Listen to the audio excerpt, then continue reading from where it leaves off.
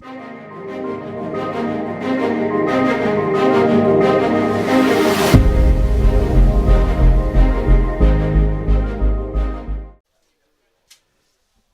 evening and happy Friday as we welcome you into Lucasville, Ohio, as the Valley Indians are set to take on the Northwest Mohawks as we look to kick off the second half of the high school football season here in Southern Ohio. Alongside John Bruce, my name is Dewey Daly as we welcome you into tonight's coverage. And John, I'll keep it short and sweet. A rivalry game here for us tonight in Week 6 should be one of the more competitive games in the coverage area here tonight. I will guarantee it will be that are played tonight because not many are being played tonight. So kudos to both schools for being able to play tonight, as it was a heck of a day in Southern Ohio today. So hopefully if you're out there watching at home, everything stayed safe for you, and us and these young men can help provide some entertainment for you tonight on this Friday night. Yeah, you said it well. They're right down the road from each other. 23 separates them. I think 104 does as well, but it's not very far. Pretty easy trip for both schools.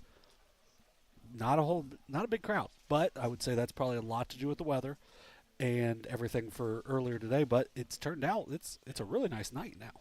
Northwest comes into Week 6 with a record of 3-2 and even 1-1 in the SOC2 under head coach Bill Crabtree. Off to a great start are the Northwest Mohawks. For Lucasville Valley, looking for their first win here in 2024, but if you look back to a season ago, it was the exact same story. I cannot remember what Northwest's record was coming into this week a year ago, but for Valley, they came into Week 6 a season ago 0-5, picked up their first win of the season against Northwest over in McDermott, 7-6. Yeah, Valley, I know next year it's going to be a slightly different start to the season, but, man, first 5 weeks, really tough, and especially with pretty much replacing all of their skill position guys on the offensive side of the ball this year. They are off to an 0-5 season, but they've been really competitive, and really 3 of those 5 games, outside of last week with Williamsburg, which was still a close game through a quarter, and then the Piketon game.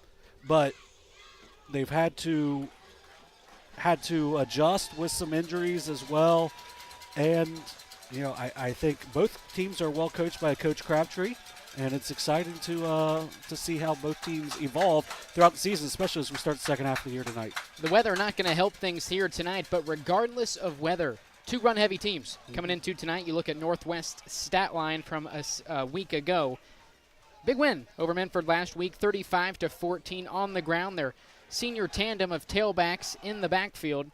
Talk about Carter Runyon, 12 totes for $133, 3 touchdowns, including a 64-yard rushing touchdown. And for Colton Campbell, 15 carries for 130 yards, a 69 rushing touchdown for him as well. So you're going to see a lot of ground and pound out of the wing T for the Mohawks here tonight. Yeah, they're going to be running the ball a lot. As you mentioned, the weather probably doesn't help things, but now that the rain seems to have dissipated a little bit, we could see the ball go in the air a little bit more. The wind has died down a good bit.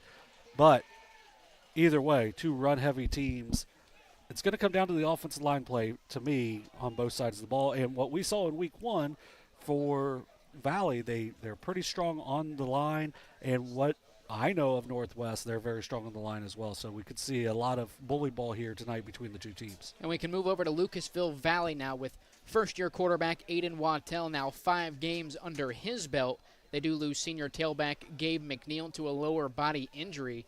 Step in junior tailback Anthony Aaron has come onto the scene in an explosive way in the loss last week to Wheelersburg. 17 totes for $111, 34-yard rushing touchdown as well for Aaron. Yeah, we saw him. He had 1 carry in Week 1. It was a dynamic, it was like a 15-yard touchdown run.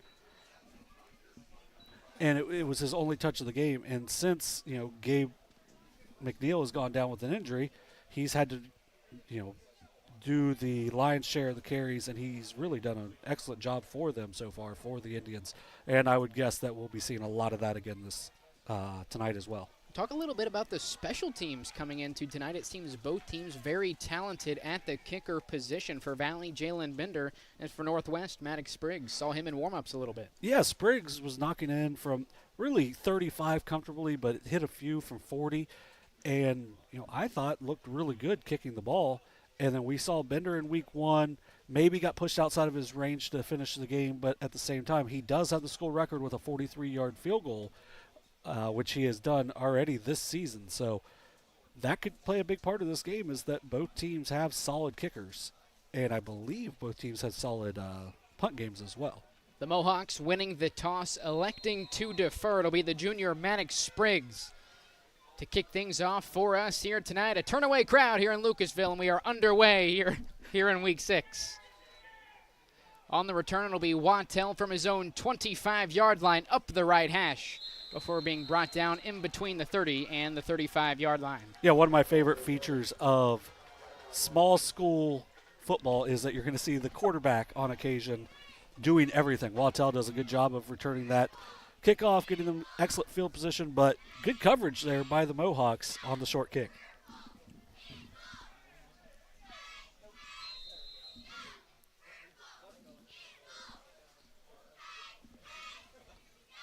And we're trying out our new down and distance camera. It seemed like it was going to work the last couple weeks. Looks like it is working tonight. We appreciate the people here at Valley for helping us get that set up this morning. So it'll be 1st and 10 for the Indians. On their own 33-yard line, 4 wide for Valley.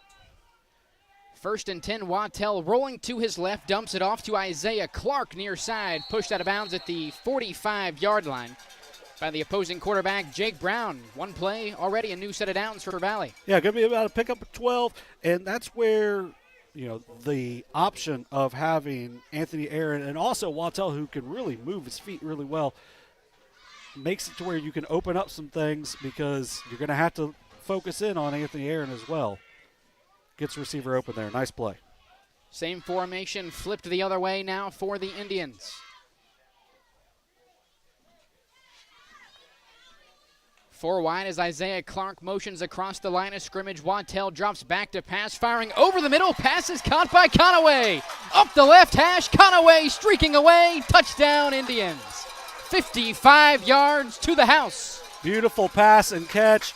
Nice job there by the Valley offensive line to give Wattell plenty of time. He's able to hit the sophomore receiver, Conaway, who breaks away 55 yards. Second play for scrimmage.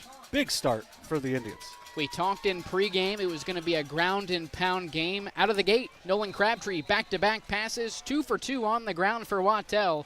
Right around 60 yards and a score.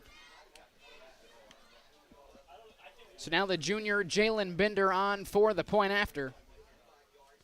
Wattell to hold for the Indians. Hold is down as Bender splits the uprights. And a quick score from 55 yards out for the Indians has them out in front 7-0 with 11:05 left here in the first quarter. We'll take a quick break. You're watching Ohio High School football on Southern Ohio Sports Authority, presented by Ohio Health.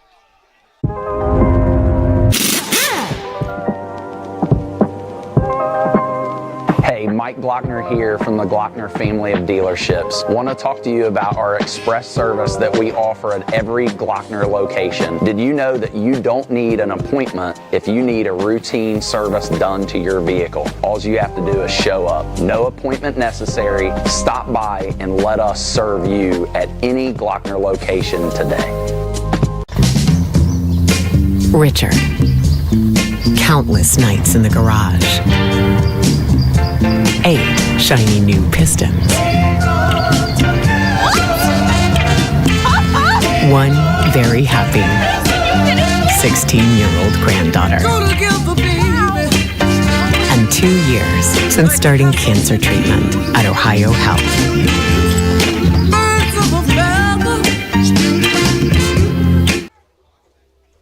55 seconds and 55 yards from Aiden Wattell to Braxton Conaway.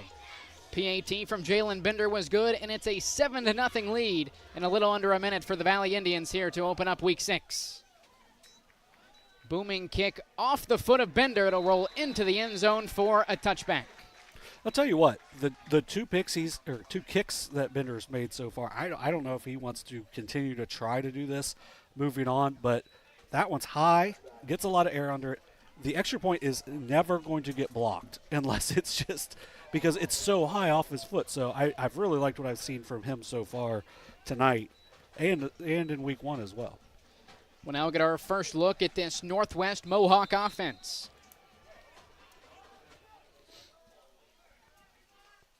Extremely tight formation for the Mohawks on 1st and 10. It'll be a toss up the right hash. This is the senior tailback, Colton Campbell.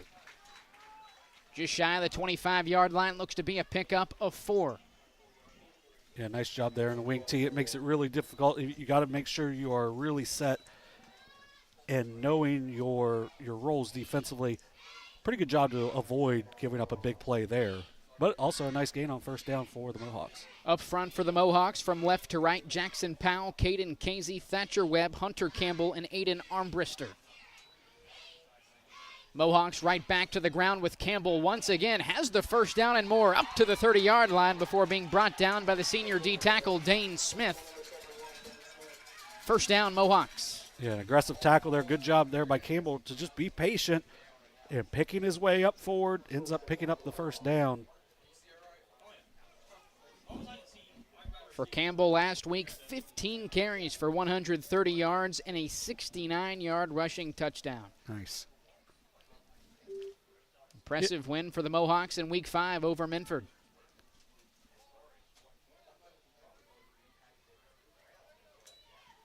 This time they'll go straight ahead with the junior Dominic Stone. I'm going to be honest. Anytime you can hand it off to number 55, you have to do it as many times as possible. Nice job there by the junior. Just pick up a little bit of yardage there. Pickup of 1 on 1st down by the junior Stone. Looks to be the left tackle, Jackson Powell, a bit shaken up after the play. Yeah, let's just hope it's a, something quick that can be, helped with the trainer. We may be seeing Dominic Stone moving back to the offensive line, though, if needed. Officially a pickup of 2 for the junior Dominic Stone. We'll take a quick break. You're watching Ohio High School football on Southern Ohio Sports Authority, presented by Ohio Health.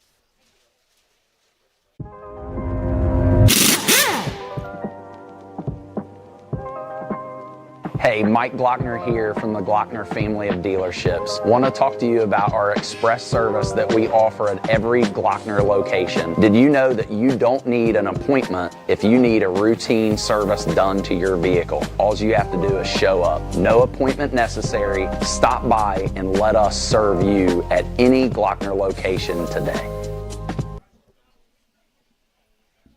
Jackson Powell able to walk off the field under his own power. It'll be 2nd down and 8 for the Mohawks on their own 33-yard line. It's always a positive thing, especially this early in a game. Junior quarterback Jake Brown under center. He'll toss it to his left. This is the sophomore Orion Ellis up the left hash and up near the 45-yard line. Another 1st down for Northwest. It's going to be a pickup of 11 there. Nice job there following the blockers there for Orion Ellis. It looked like there's a chance for him to break it, but good job by Valley. Just contain that to only an 11-yard gain. Not a lot of volume last week for Ellis, but turned 4 carries into 26 yards.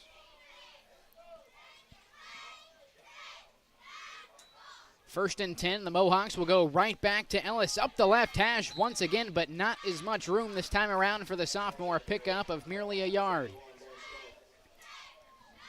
I believe that was Dane Smith that was able to catch him from behind and keep him from, picking up 3, 4, 5 yards on that play. Keep it to a 2nd and 9. A 3-4 for the Indians coming into tonight. Tyler Carver, Nolan Barnett, Dane Smith, and Tristan Wood up front for the Indians with Connor Wilson, Zach Witt, and Blake Lundy backing up the line. 2nd down and 9, back to Campbell on the ground. He's able to pick up about 6 yards. 3rd down and 4 coming up. And once again, though, that was Dane Smith coming from behind and makes to where now it's still a 3rd manageable for the Mohawks, but a little less manageable if Smith doesn't make that nice hustle play to bring him down from behind.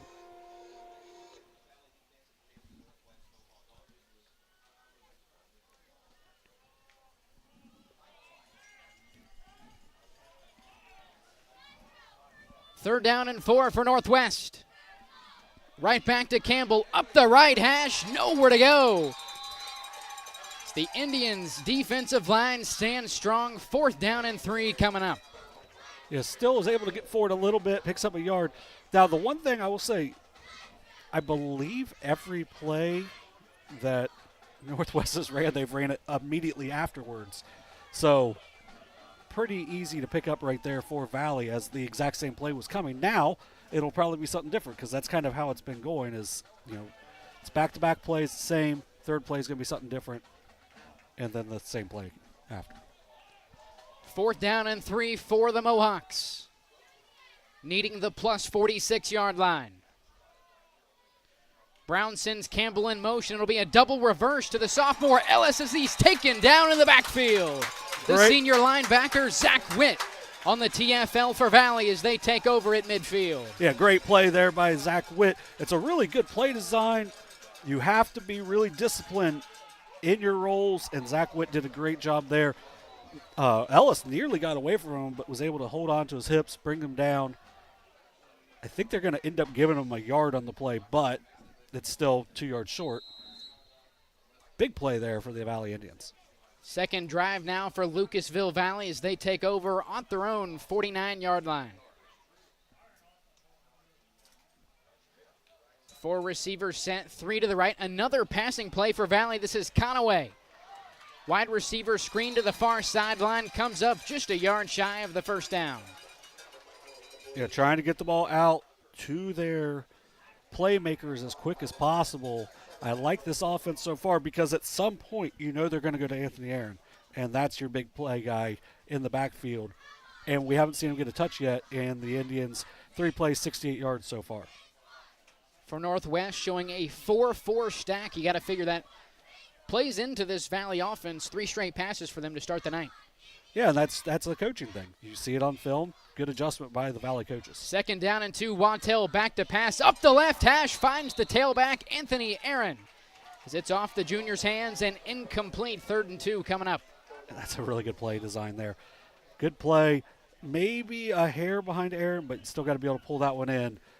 If he pulls that in, even with it being a little bit behind him, that's still going to be a pickup of 10 to 15 yards. But still, 3rd and manageable here, 3rd and 2 at the 43. So I would guess they're probably going to be in 4-down territory unless something disastrous happens here on 3rd down. And John is 2 guys that watched Aiden Wattell start his first varsity game as a quarterback from week 1 to week 6. A lot of improvement with ball placement.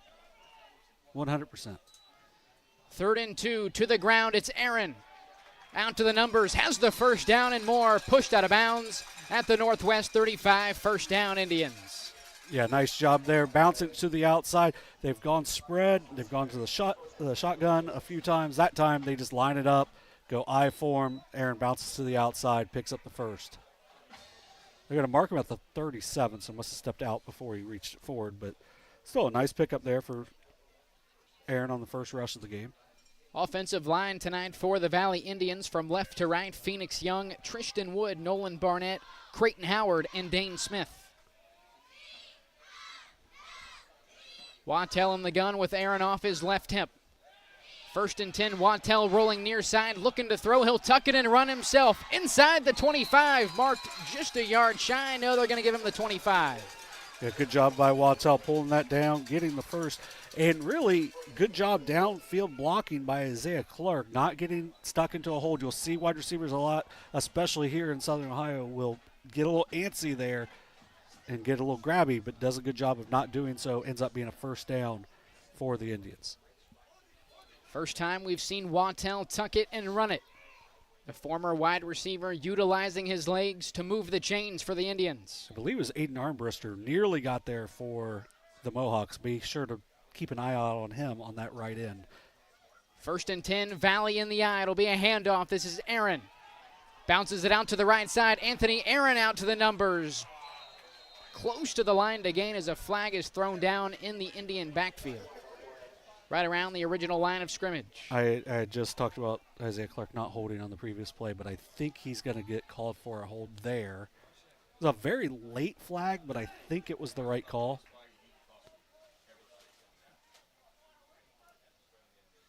I don't give him credit because I think it was directly at where the hold was as well. One thing I like so far for Valley, what we saw on the defensive side of the ball with Dane Smith, he's kind of an animal. and their 2 runs so far have both been to his side of the play. So I would guess that he's probably an animal on that side as well.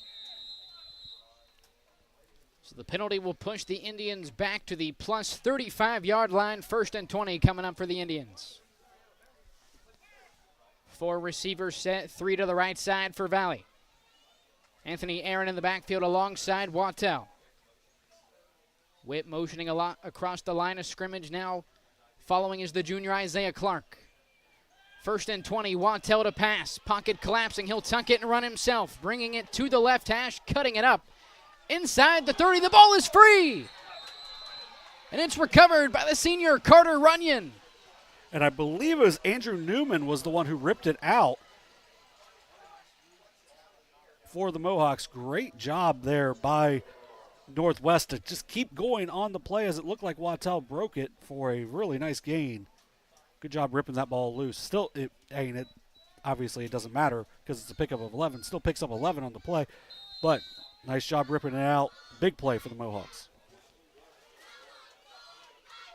First defensive takeaway for either team here in the first half. Mohawks take over 1st and 10 on their own 24, 5:40 left here in the first quarter. It'll be a toss to Campbell.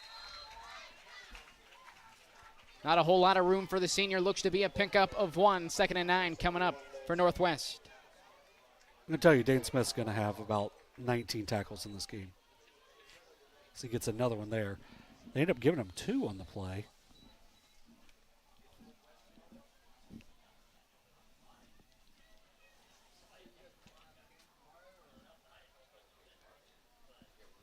Two yards for Campbell on 1st down. 2nd and 8 for Northwest. This time it'll be the sophomore Orion Ellis. Just shy of the 30-yard line. J.U. Howard, freshman, does a nice job there getting down on his legs, keeping him from breaking a bigger gain out of that. It ends up being about a pickup of 3. 3rd and manageable. 3rd and 5 coming up here for the Mohawks. Second drive for Northwest, John. Still believe we have not seen Carter Runyon tote the football quite yet. He did have that big fumble recovery, though, so I wouldn't be surprised if they're saving that up and maybe go for it here as he's lining up on the right side. 3 touchdowns for Runyon last week. Right back to Campbell. He brings it to the near sideline. Forced out of bounds, just shy of the 40-yard line. But picks up enough for the 1st down. Going to be a pickup of 8 on the play. Good job. And they ran behind Carter Runyon right there as he did the lead blocking. Good play call, good play design. Another 1st down for the Mohawks.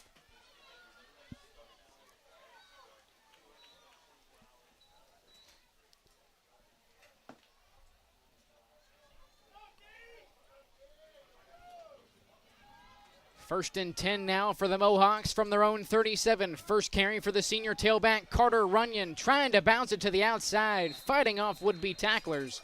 Up to his own 40-yard line, looks to be a pickup of 4.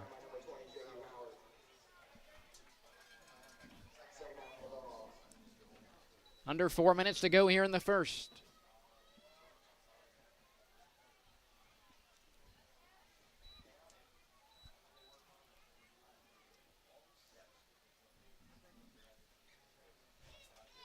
I mean, we've seen with wing T teams in the past where every once in a while they're going to have a big play drawn up to throw for at some point. So I'm interested to see where that's going to be drawn to eventually.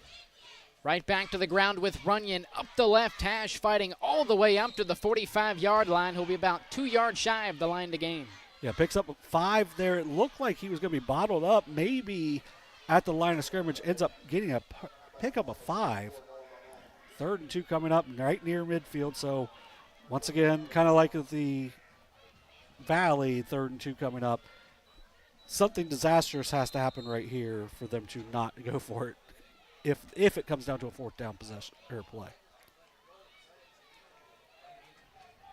For Northwest on this drive, an efficient and time-consuming offense. 3rd and 2, it's Runyon. Barreling forward across midfield. He's still on his feet inside the Valley 45. 1st down, Northwest. Pickup of 11 for Carter Runyon, and he was ends up being 12. really about a shoelace away from breaking that for a 55-yard touchdown. That's a hard-nosed runner. You can see why maybe they were saving him up a little bit, because he's going to be putting a lot of impact on these defenders throughout the game.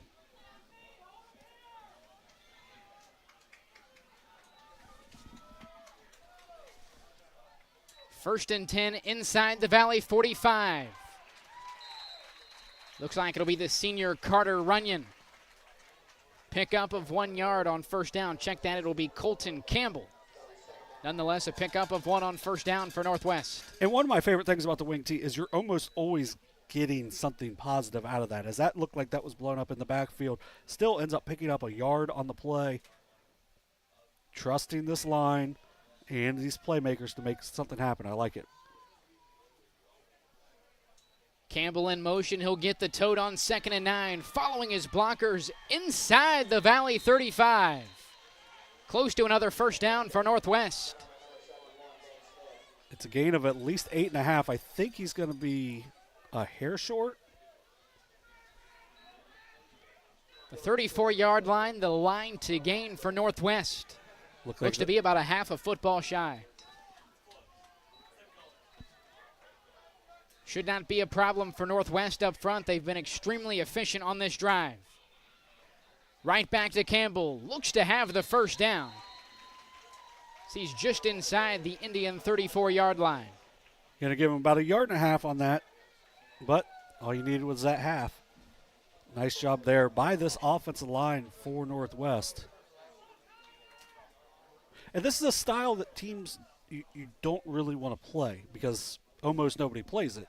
So it's hard to adjust for it. You're not doing similar things week after week like you are with some of the other teams, especially in league play.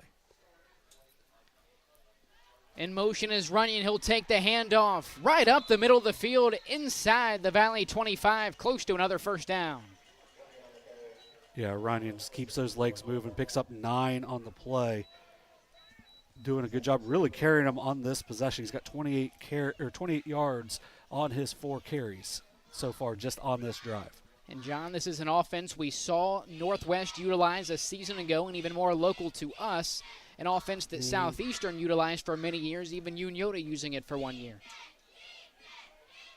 2nd and short, right back to Runyon. I believe it's going to be enough. Yeah, they're going to give him enough. I believe 2 on that play. Yeah, you have to be willing to change. Like, coaches want to go with what they want to go with, but at the same time, you got to be willing to change with the needs of your team. And sometimes you have to be willing to adjust your ego a little bit. Should be the final play of the quarter. Right back to the senior Campbell. Campbell brought down around the Valley 18-yard line. Yeah, going to be a gain of 4 there for Campbell. And that'll wrap it up. Quarter of the way through tonight's Week 6 matchup between the Valley Indians and the Northwest Mohawks. Valley out in front, 7-0, as Northwest is threatening. As we'll flip sides of the field now, and Northwest will be heading the other way. We'll take a quick break. You're watching Ohio High School football on Southern Ohio Sports Authority, presented by Ohio Health. Glo Fiber is now in Ohio. And with gig speed fiber internet, we're keeping things real. As in real reliable speeds. Real people who really want to talk to you. Not to mention, real simple pricing. Switch to Glo Fiber today to get real fast, real reliable fiber internet and your first month free. Glo Fiber is here. Welcome to Glo Ohio. Call 1-833-WANT-GLO or visit glofiber.com to switch today.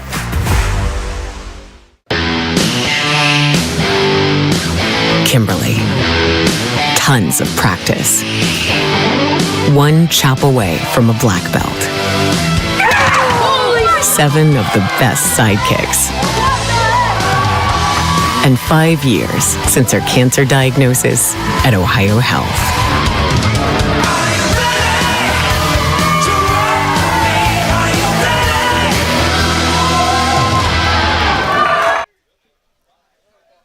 We welcome you back to Lucasville, Ohio. John Bruce alongside Dewey Daly. Week 6 high school football here as the Valley Indians are taking on the Northwest Mohawks.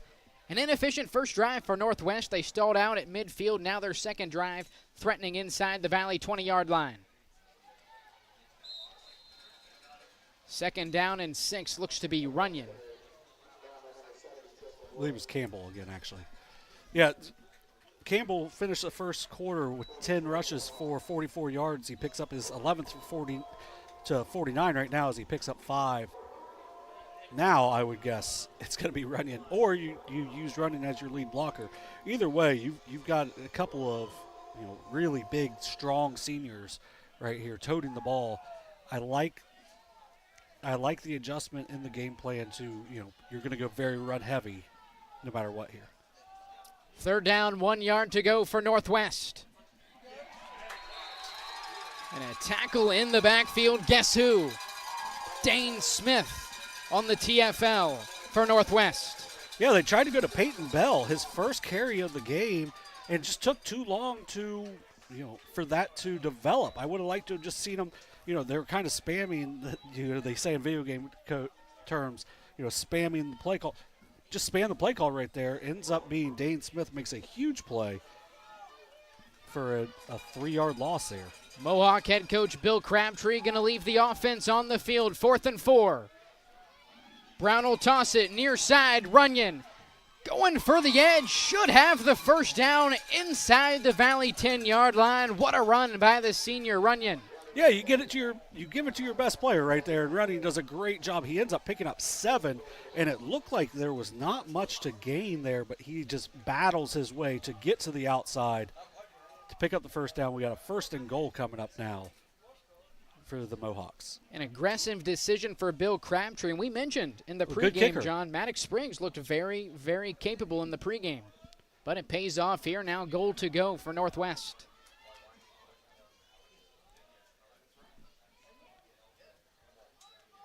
First down, it'll be straight ahead, Dominic Stone. Pickup of about 3 yards for the junior.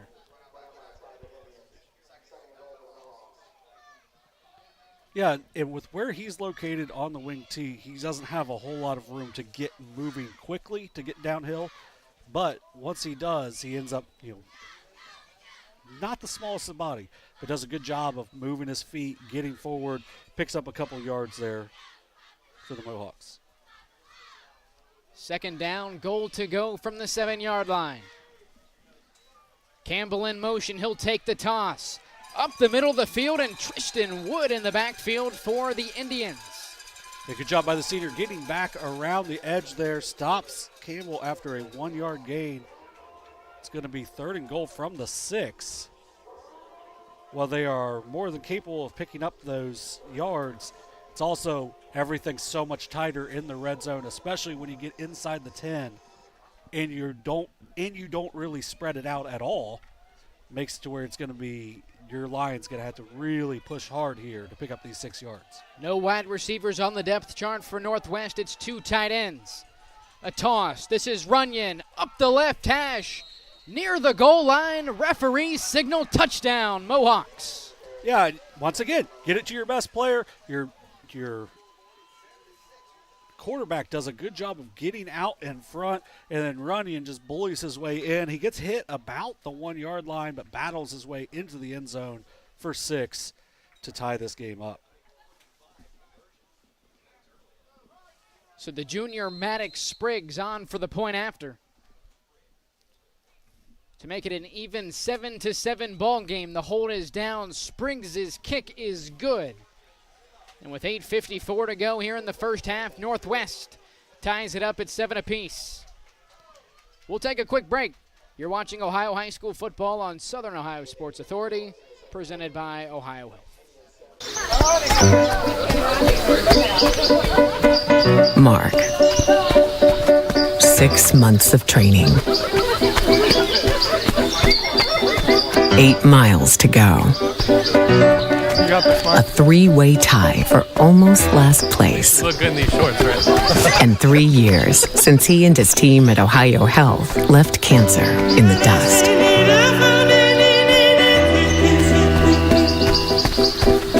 If there's not a Par-Mar store near you now, there will be soon. That's the slogan, and that's what we believe at Par-Mar stores. From groceries to gas and all the other stuff you need, Par-Mar has it. Download the Par-Mar app for even more savings, and don't forget the Par-Mar rewards card too. We also believe in being a big part of your community, so look for us at the ball game or wherever you are. Shop us today, like us on Facebook, Instagram, Twitter, and remember, if there's not a Par-Mar store near you now, there will be soon. We welcome you back to Valley High School. Northwest has knotted it up at 7 apiece. The senior tailback Carter Runyon recovers a fumble. 76 yards later, he punches it in for a score. Pooch kick near side. It'll be returned by Lex Logan. Logan is brought down at the 37-yard line. Yeah, good field position here for Valley, and I don't mind the kick there because if you don't trust it to kick deep, don't give them a chance to really bust it open on the big kick.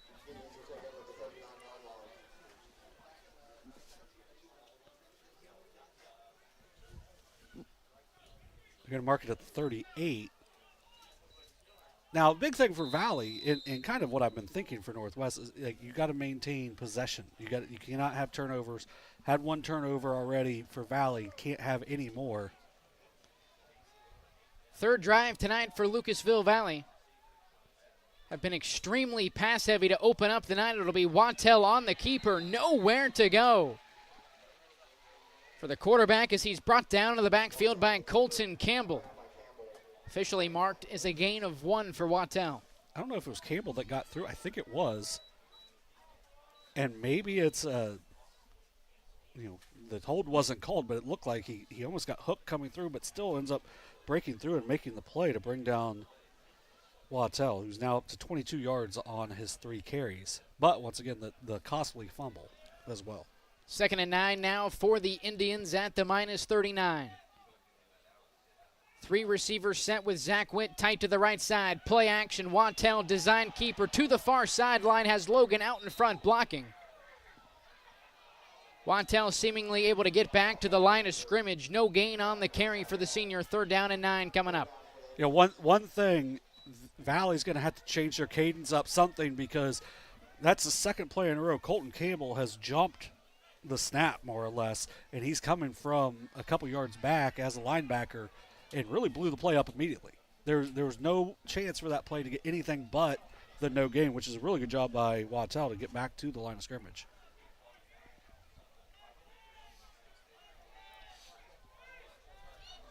Mohawk defense a stop away from their first 3 and out tonight. 4 receivers set with 3 to the right side for Valley.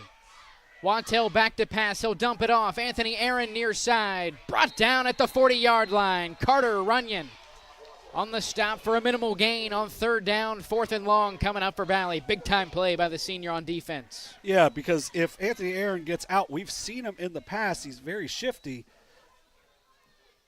and he can make multiple people miss. So Runyon comes up with a big-time play. It'll be the junior Austin Smith inside the Mohawk 15 to return the punt. Jake and Rideout boots it away. A spiraling kick to Austin Smith. It'll be returned from inside the 20 as Smith muffs the punt. Fortunately for the Mohawks, he's able to get back on top of it. He'll be marked down at the -20-yard line, which is where Northwest will start their next offensive drive here tonight. That was a great punt from Rideout. Now, I don't know if you could see it at the bottom of the screen. Lex Logan didn't know where that ball was. If he's down running at a normal pace, he probably recovers that for Valley, but he was trying to find the ball. I don't know if he thought it was shanked or what, but he ends up being a few yards behind, and it ends up saving Northwest on that play. And for Northwest, very stout defense. After you watch those first 2 drives, I know Wattell ends up fumbling, but Valley marching down the field prior to that fumble, a 2-play scoring drive to start off the night. Great stop by Northwest. Yeah, and they needed that after the long offensive possession as well. 1st and 10. It'll be right back to the ground for the Mohawks with Colton Campbell. Campbell marked down at the 21, a pickup of 1 for the senior. 2nd down and 9. Yeah, good job there by Valley to just hold up. You got to really the interior defensive lineman here, Nolan Barnett, Dane Smith, Tristan Wood, those guys have to really come up strong here for Valley to make sure that Northwest is not getting, 3, 4, 5 yards on each one of these carries. 2nd and 9, right back to the ground with Campbell.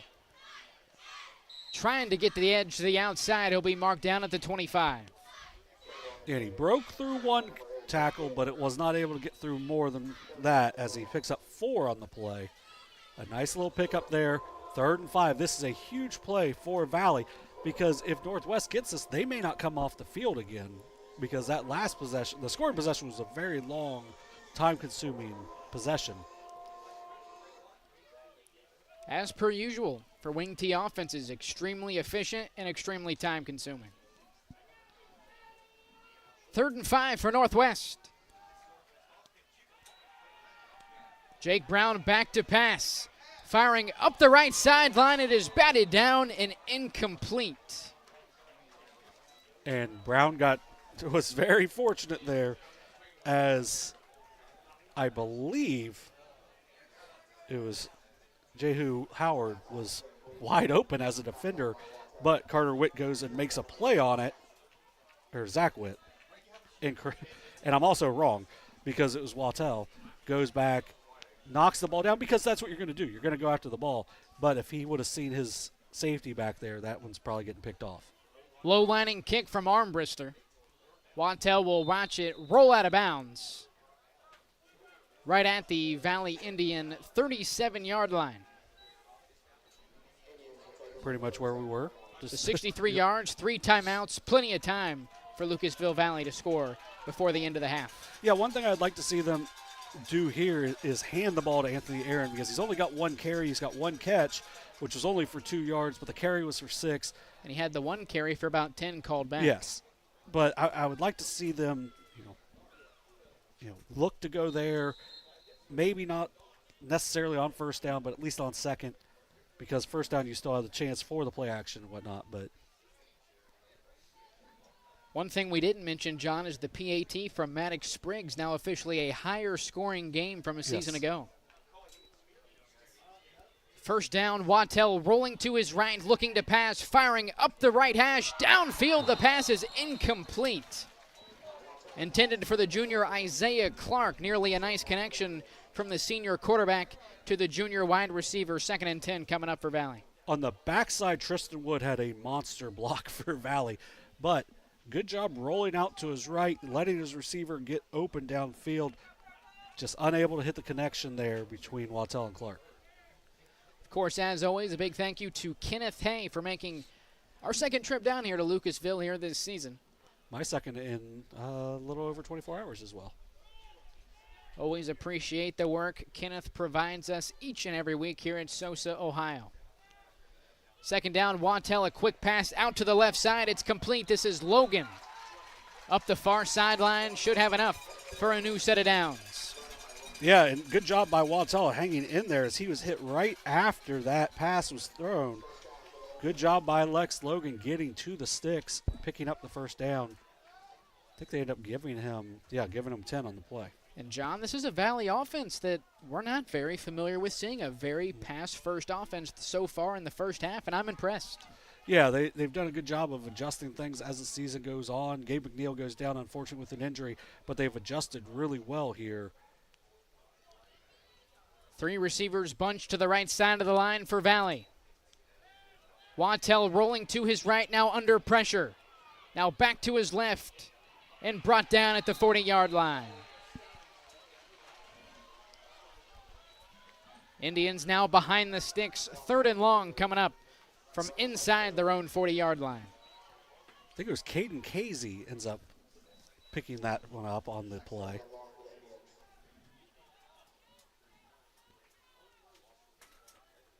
Good job sticking with it there by the defensive lineman for the Mohawks. And good job defending that play downfield, as it looked like Lex Logan may have gotten open on the left side, but by the time he got free, Wattell was kind of running for his life. 2nd down and 18 for Valley. Out of the shotgun, Wattell looks to throw under pressure and brought down in the backfield, and the ball is free. Northwest on top of it. Colin Martin comes through with a big hit, forces it free.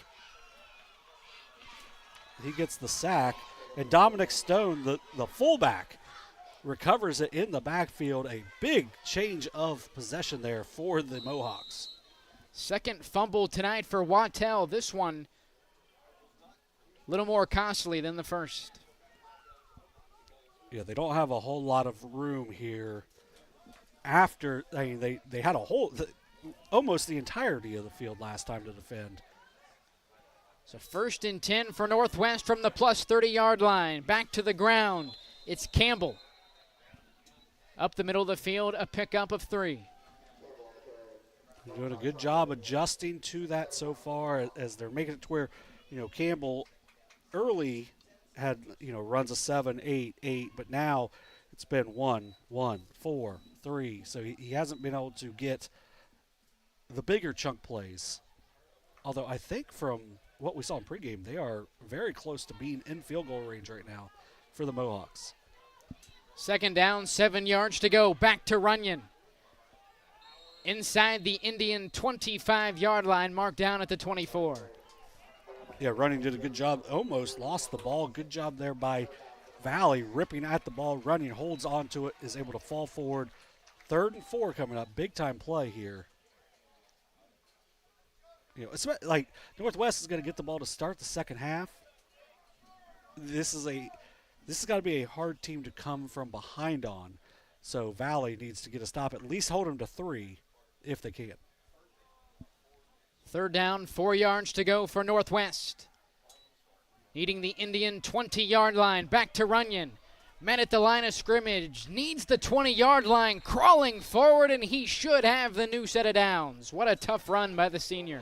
That is a heck of a run by Runyon as he broke through a tackle at the line of scrimmage and doesn't break free from the next tackle, but is able to just keep wriggling his way forward just enough to get out to the 1st down.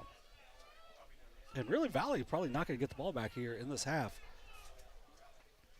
An extremely quick first half of high school football here at Lucasville Valley.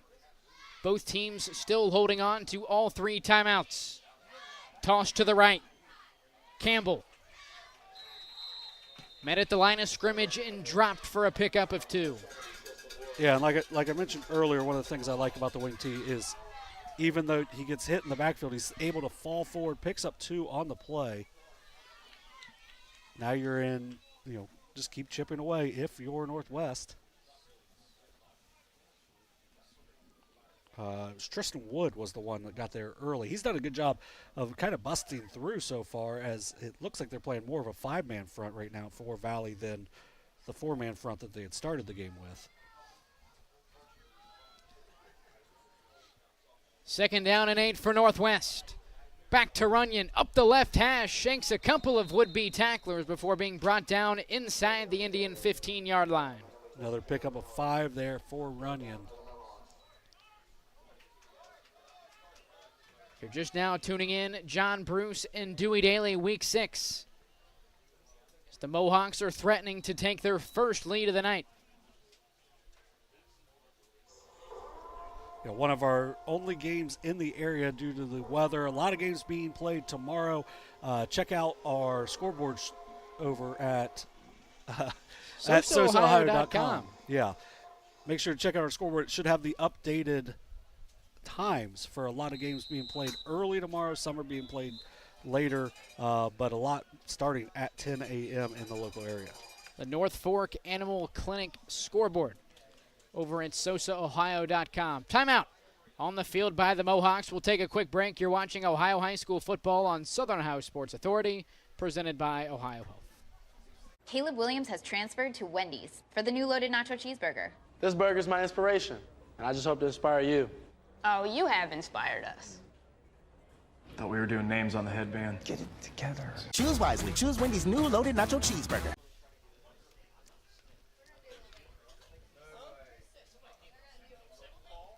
Big 3rd and 3 coming up here for Northwest. You want to guess if they're going to run or pass? We've seen Jake Brown air it out. Yes. One time, nearly an interception for Waddell. It's 3rd and 3, most likely 4-down territory. Probably going to see one run, most likely 2 if they need it. Now, on a 3rd and 1, they did go with someone that was not Runyon or Campbell. I'm going to say that will probably not happen here, unless it's Dominic Stone. Have not seen Orion Ellis in a little bit. Since I believe the 2nd drive for Northwest.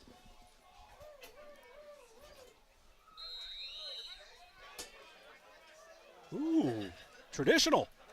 First time we've seen I formation for Northwest. It'll be a toss. Runyon looking for the edge, has the first down and more. This will be marked out of bounds at the Valley 6.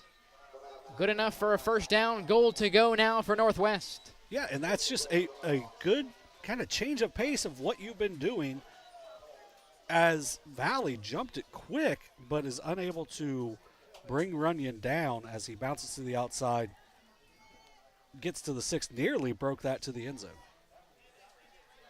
Same formation now. Mohawks out of the eye. Straight ahead, Dominic Stone. Stood up at the line of scrimmage. Looks to be a pickup of 1 for the junior fullback. I just want to know when teams went to this kind of super fullback power game as number 71, you got Hunter Campbell is lining up really where Dominic Stone had been, but now you're going into like kind of a new age power eye right there. A couple years ago, Wyatt Brackman, a big part of Northwest's 37-22 win here in Lucasville. Toss to the outside. This is Runyon looking for the edge inside the 5. Touchdown, Northwest. Runyon does a great job bouncing that to the outside. He knows how far he needs to go to get to the corner. Does it perfectly. Scores with 49 seconds left here in the 2nd quarter. 5-yard rushing touchdown for the senior Carter Runyon. 2nd score of the night for the senior as the junior Maddox Spriggs is on to make it a 7-point lead for Northwest. Hold is down. The kick from Spriggs is good. And it's a 14-7 Northwest lead with 49 ticks left here in the first half. We'll take a quick break. You're watching Ohio High School football on Southern Ohio Sports Authority, presented by Ohio Health.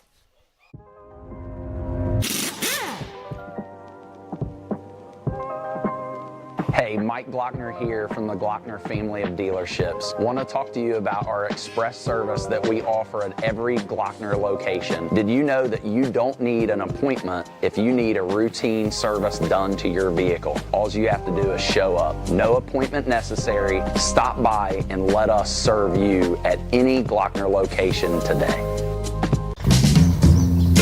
Richard. Countless nights in the garage.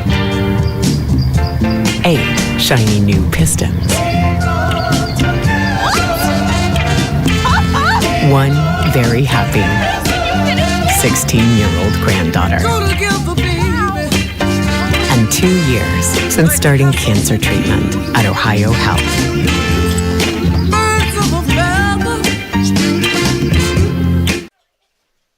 A 5-yard rushing touchdown for the senior tailback Carter Runyon, his 2nd of the night. And an onside kick for Northwest. The ball just does trickle to the 50-yard line as the Indians are able to get on top of it. I don't like that. It's the sophomore Nick Queen. And with a very capable kicker, Northwest right at midfield, all 3 timeouts. You would guess only need about 30 yards to get into comfortable field goal range for Jaden Bender. Now, one thing, we're inside tonight, so we don't know exactly where the wind is. So maybe the wind's blowing in the face of where Valley's going here, because if not, you just put a really good kicker into play here, as they got 3 timeouts left as well. 14 unanswered points for the Mohawks. Valley after a 2-play explosive opening drive with a chance to add on some points before the end of the half. 1st and 10 from midfield. Waddell back to pass as the pocket's collapsing over the middle of the field and over the head of the intended target, Braxton Conaway. Aiden Armbrister got there right as Wattell was letting that one go. Big hit from the sophomore. I'll tell you what, 2 years ago, I'm working middle school baseball game. Northwest has this gigantic kid. I'm like, there's no way this kid's in 8th grade. It was Aiden Armbrister. And then see him now, athletically he looked like he was going to be really good, but that's baseball. You kind of never know. But really impressive with what he's been able to do so far here tonight. First time out tonight for Lucasville Valley. I feel if you're head coach Nolan Crabtree at midfield, you hate to have to use one of your 3 timeouts with the clock already stopped.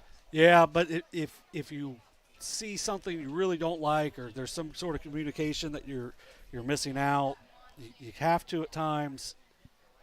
I guess the positive, you're probably 25 yards outside of field goal range, depending on the wind.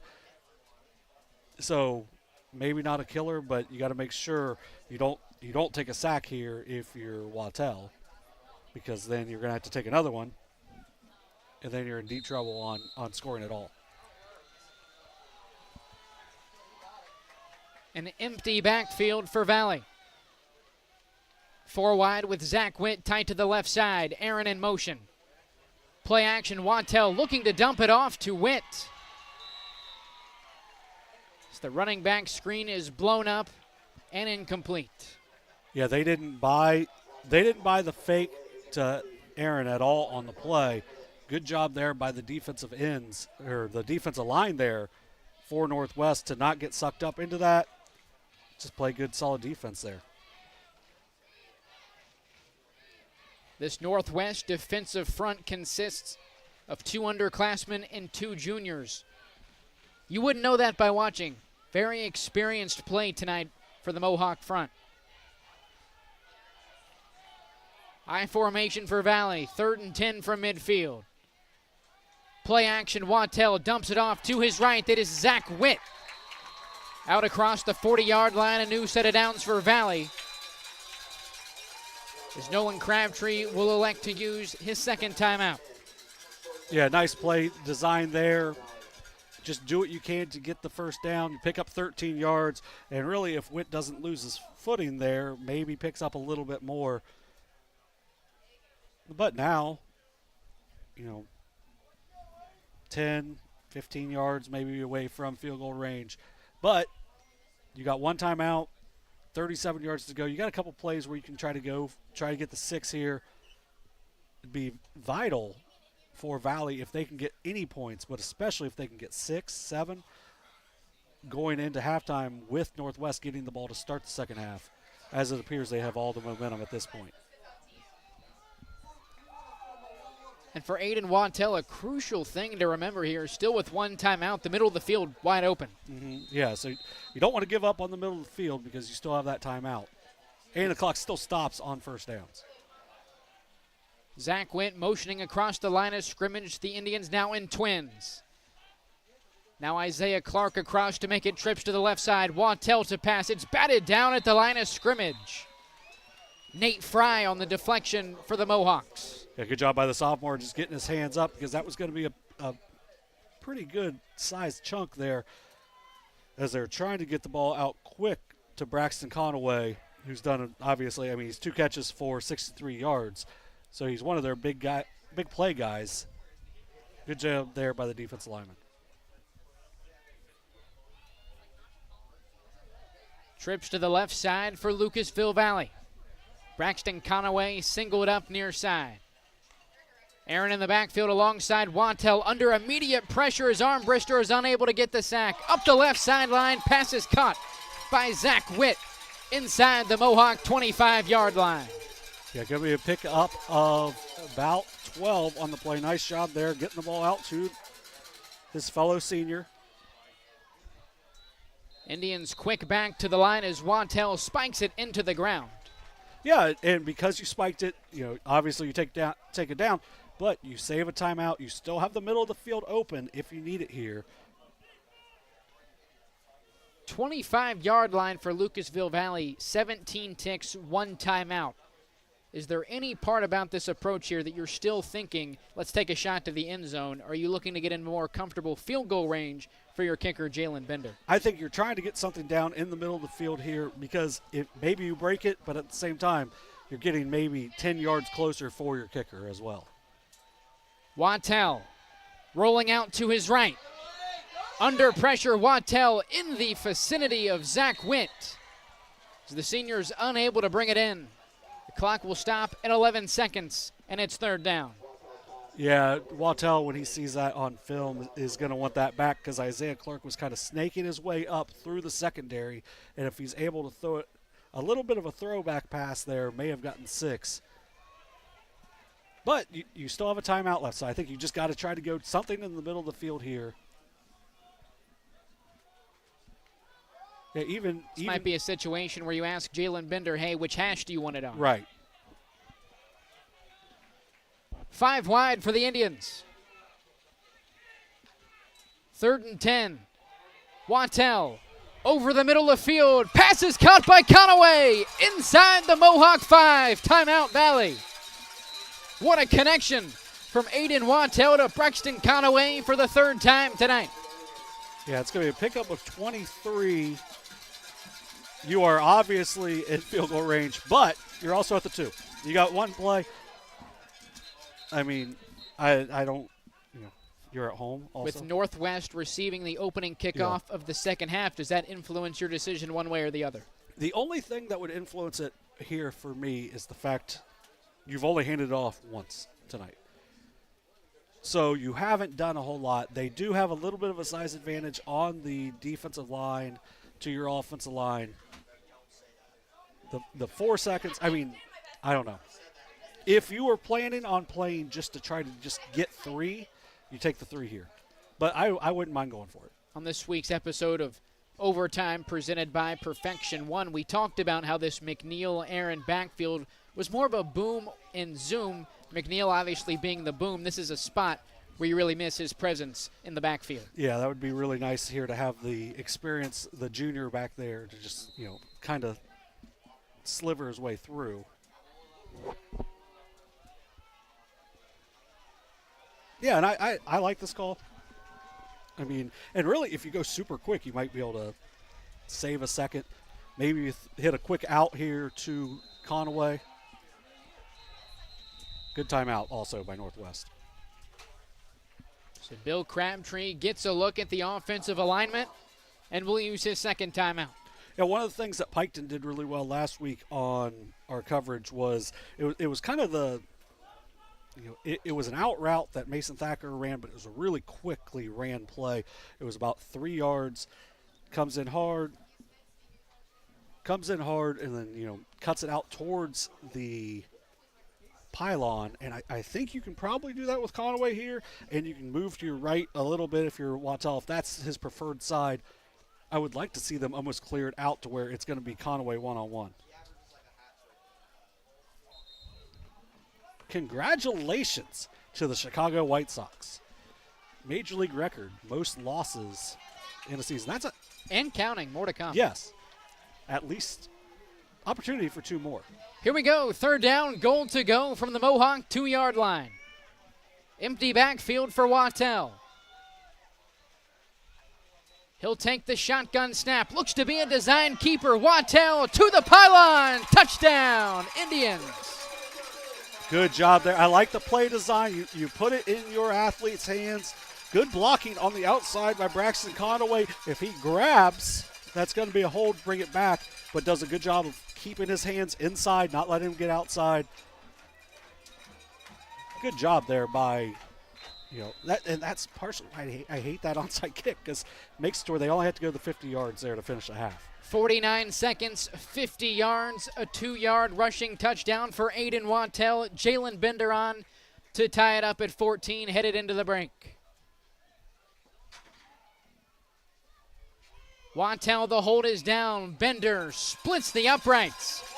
And we're tied up 14 apiece as we head to the break. We'll step aside. You're watching Ohio High School football on Southern Ohio Sports Authority, presented by Ohio Health.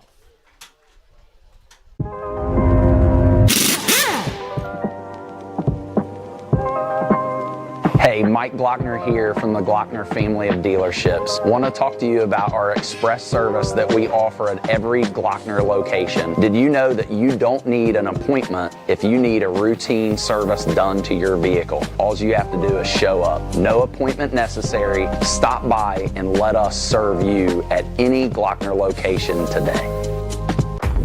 Glow Fiber is now in Ohio. And with gig speed fiber internet, we're keeping things real. As in real reliable speeds. Real people who really want to talk to you. Not to mention, real simple pricing. Switch to Glow Fiber today to get real fast, real reliable fiber internet and your first month free. Glow Fiber is here. Welcome to Glow Ohio. Call 1-833-WANT-GLOW or visit glowfiber.com to switch today. Since 1853, Tomlinson Insurance has been protecting families, farms, and businesses in our community. As an independent agency, we offer personalized coverage for your auto, home, farm, and business, plus health and life insurance too. And we proudly partner with Erie Insurance to give you peace of mind with reliable coverage at competitive rates. Tomlinson Insurance. Let our history be your future. Call us today at 740-773-4181 or visit us at tomlinsonins.com. Mark. 6 months of training. 8 miles to go. A 3-way tie for almost last place. You look good in these shorts, right? And 3 years since he and his team at Ohio Health left cancer in the dust.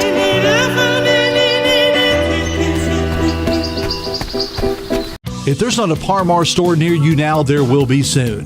That's the slogan, and that's what we believe at Parmar stores. From groceries to gas and all the other stuff you need, Parmar has it.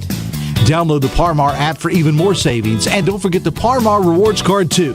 We also believe in being a big part of your community, so look for us at the ball game or wherever you are. Shop us today, like us on Facebook, Instagram, Twitter, and remember, if there's not a Parmar store near you now, there will be soon. Caleb Williams has transferred to Wendy's for the new loaded nacho cheeseburger. This burger's my inspiration, and I just hope to inspire you. Oh, you have inspired us. Thought we were doing names on the headband. Get it together. Choose wisely. Choose Wendy's new loaded nacho cheeseburger. This broadcast is brought to you in part by Willie & Son Trucking. Willie & Son Trucking has been a proud supporter of local student athletes, coaches, and athletic programs throughout its history. Be sure to look out for the Shack Athlete of the Week presented by Willie & Son Trucking each week at sosaohio.com.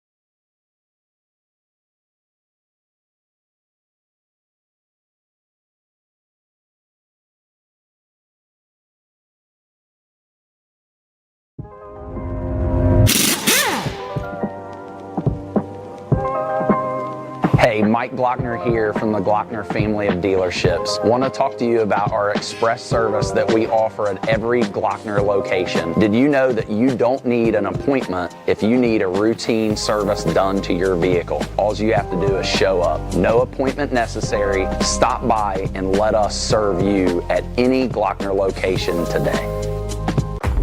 Glow Fiber is now in Ohio. And with gig speed fiber internet, we're keeping things real. As in real, reliable speeds. Real people who really want to talk to you. Not to mention, real simple pricing. Switch to Glow Fiber today to get real fast, real reliable fiber internet and your first month free. Glow Fiber is here. Welcome to Glow Ohio. Call 1-833-WANT-GLOW or visit glowfiber.com to switch today. Since 1853, Tomlinson Insurance has been protecting families, farms, and businesses in our community. As an independent agency, we offer personalized coverage for your auto, home, farm, and business, plus health and life insurance too. And we proudly partner with Erie Insurance to give you peace of mind with reliable coverage at competitive rates. Tomlinson Insurance. Let our history be your future. Call us today at 740-773-4181 or visit us at tomlinsonins.com. Mark. 6 months of training. 8 miles to go. A 3-way tie for almost last place. Look good in these shorts, right? And 3 years since he and his team at Ohio Health left cancer in the dust.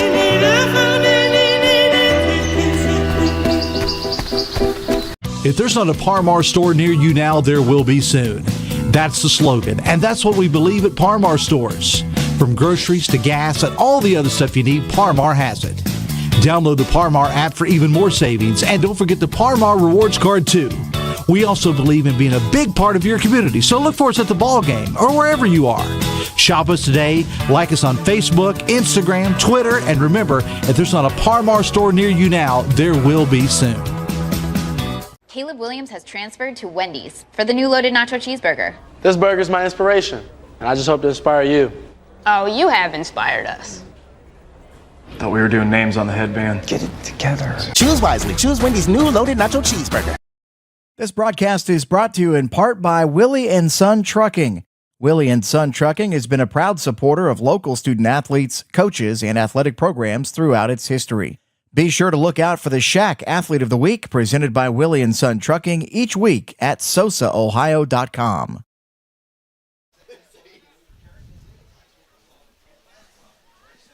We welcome you back to Lucasville.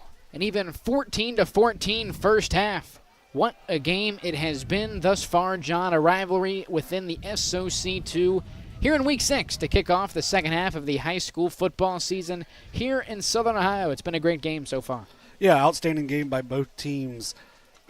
Really, things get off to a quick start behind Valley as Aiden Wattell hits Braxton Conway with a 55-yard touchdown on the second play from scrimmage for Valley to give them an early 7-0 lead.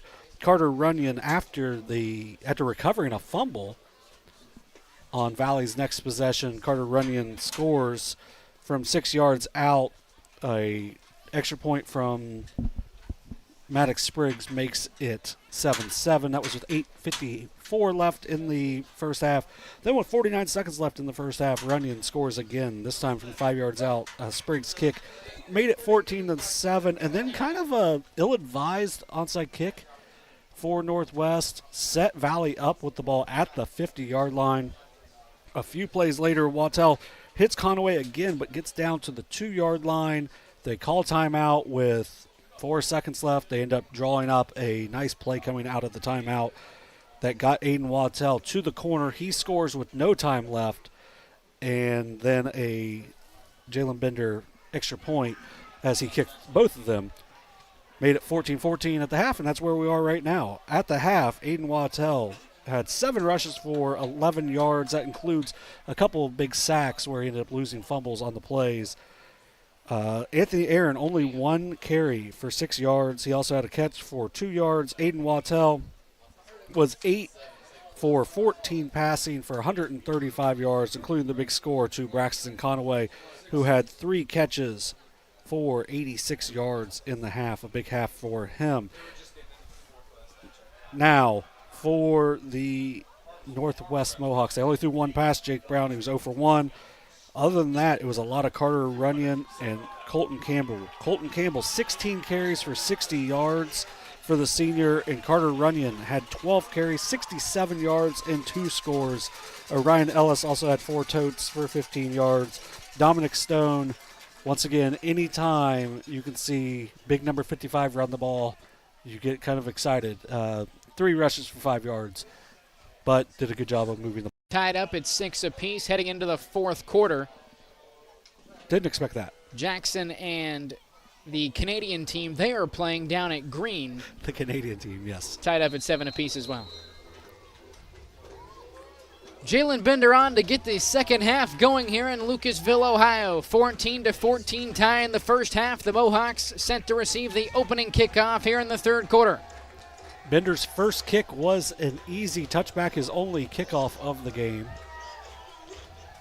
Bender gives the signal. He's on and boots it away. Third quarter underway. It'll be the junior Austin Smith from inside his own 5-yard line up the right hash. Smith bouncing it to the outside. Smith breaking away and into the open field. Smith down the far sideline and forced out of bounds by the kicker, Jalen Bender. What a return by the junior to kick off the second half. And it looked like it was a really good kick because it pinned him down. He fields it at the 2. Looks like he's bottled up around the 20, but is able to snake his way loose and gets past the 50. A big play to start the second half here for the Mohawks. And really, good job by Bender there.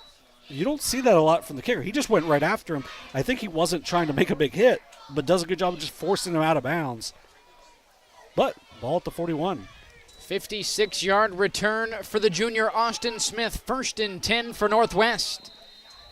It'll be the senior tailback, Carter Runyon, to the left side for a pickup of 2 yards. Up to 70 yards now on the game on 13 carries. And I kind of gushed about it throughout the first half as well. It's something I really like about the wing T is that you're able to fall forward a lot.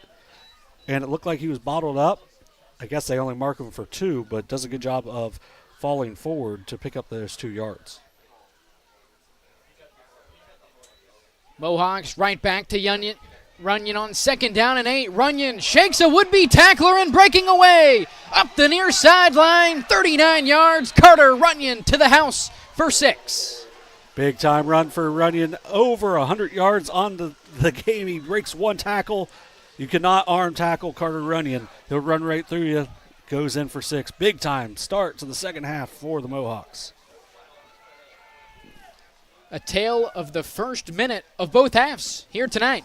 A quick scoring drive for Lucasville Valley to kick off the first quarter. A quick scoring drive for Northwest to kick off the second half here in the third. Just a 54-second drive. PAT from Springs is good. And it's a 21-14 Mohawk lead just 54 seconds into the second half. We'll take a quick break. You're watching Ohio High School football on Southern Ohio Sports Authority, presented by Ohio Health.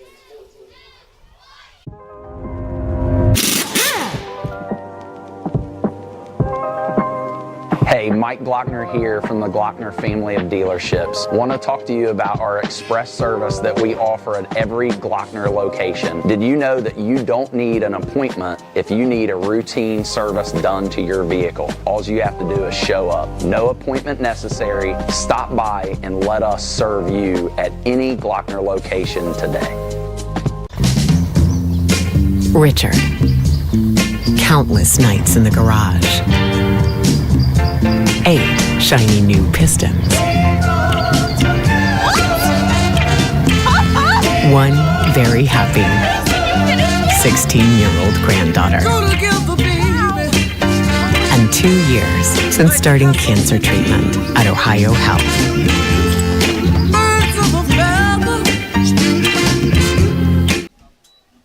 Late back to the game, it'll be Aiden Wattell returning near side from his own 20-yard line. Wattell up to the 35-yard line. He will be marked down at his own 36. Yeah, one of the big things for Valley, they've had excellent field position so far. This is, no surprise. Another good job there by Wattell to bring that play up. Does a good job fielding off the bounce. Now, the last possession really set up big time by Austin Smith. A really close to 60-yard kickoff return. I believe it was 57 yards. Sets them up 2 plays later. You have Carter Runyon for his 3rd score of the game, 39 yards out. Yeah, so as you mentioned, both teams had 2 play scoring drives to start the game, or start the halves.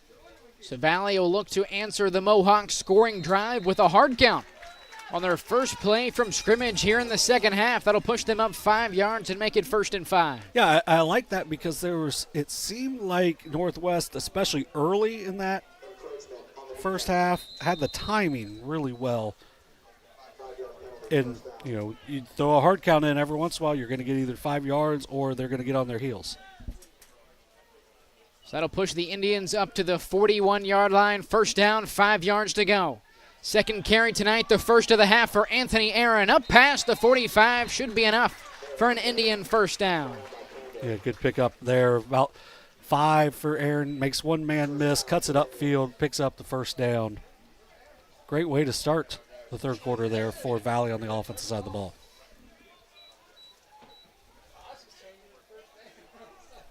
Aaron marked down at his own 46-yard line. 1st and 10 for Valley.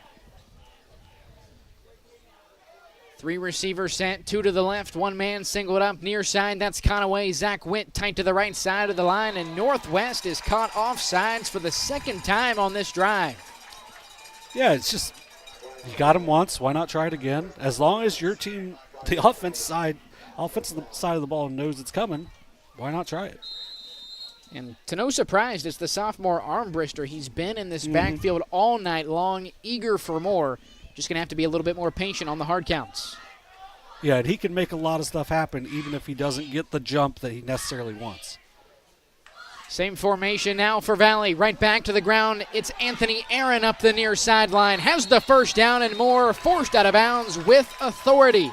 Inside the Northwest 40-yard line. 1st down, Valley. And you don't see that out of a lot of halfbacks as he looked out, sought out the contact there as he makes the hit as he's getting the hit. Picks up 12, another 1st down here for the Indians.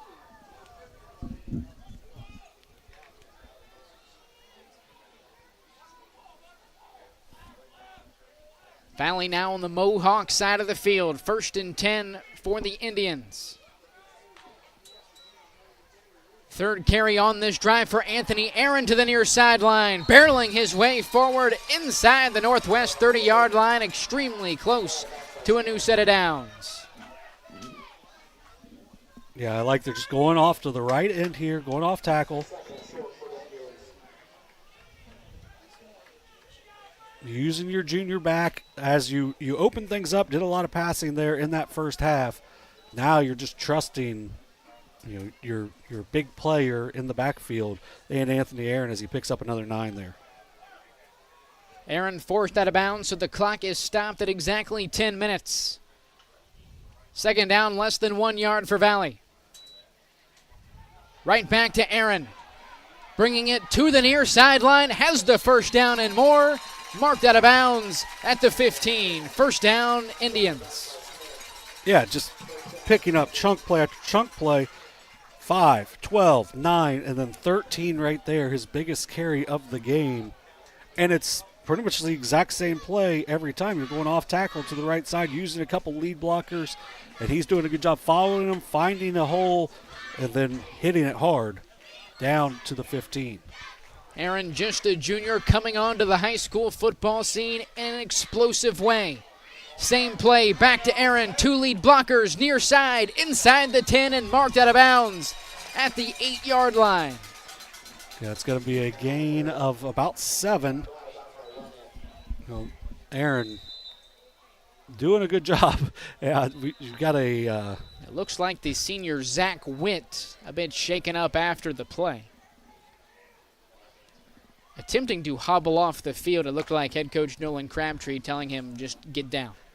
Yeah, because at best he's going to get off at an okay pace, but you also he may have been. It may have taken a lot of play clock to even get a sub in for him there. They've got the down and distance on a little different. I believe it's going to be a 2nd and 2. Once again, we're trusting the scoreboard here. That I would assume that's going to get adjusted here in a minute. But it'll be 2nd and 2 at the 8 when we come back. Witt was able to hobble off. I think it's just a little cramp. Not really that hot, but you still get cramps as they come through. And for Anthony Aaron on this drive, this is the player we talked about on this week's episode of the podcast, and this is the player we've talked about all throughout tonight's broadcast. An explosive player, same play 3, 4, 5, 6 times in a row. Same result, a pickup or 5 or more yards every time for the junior. Yeah, he's had 5 carries for 46 yards on this drive, 6 for 52 so far. I wouldn't be surprised to see him get the last 8 here. But you could maybe run some misdirection here with Waddell as well. It is 2nd down and 2 for Valley. Same formation for the Indians. This time play action. Waddell firing to the near side. It's caught. Braxton Conaway for the score. Yeah, good pass, good catch. Nice play design there. You've been going run. You're at 2nd and 3. Let's see if we can do something through the air. Nice job getting a foot down as well by the sophomore Conaway. 2nd receiving touchdown of the night for Braxton Conaway. This one from 8 yards out. Now the junior Jalen Bender on to tie it up at 21 apiece. Hold from Waddell is down. The kick from Bender. No doubt about it. 21 apiece. 9:46 to go here in the third. We'll step aside. You're watching Ohio High School football on Southern Ohio Sports Authority, presented by Ohio Health. Glow Fiber is now in Ohio. And with gig speed fiber internet, we're keeping things real. As in real reliable speeds. Real people who really want to talk to you. Not to mention, real simple pricing. Switch to Glow Fiber today to get real fast, real reliable fiber internet and your first month free. Glow Fiber is here.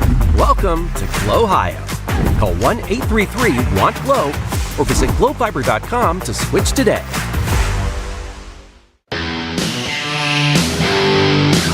Kimberly. Tons of practice. One chop away from a black belt. 7 of the best sidekicks. And 5 years since her cancer diagnosis at Ohio Health.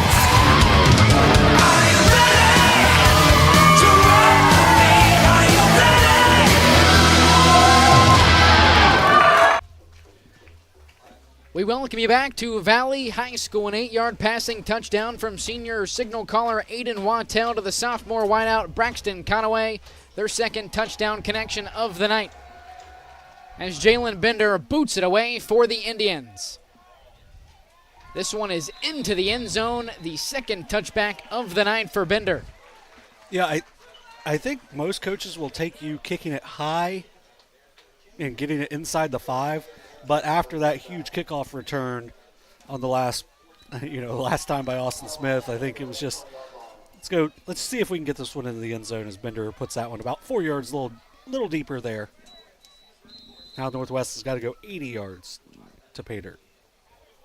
What has been an offensive masterclass on both sides of the ball, Northwest and Valley, both flexing their muscles on the offensive side of the football here in Week 6.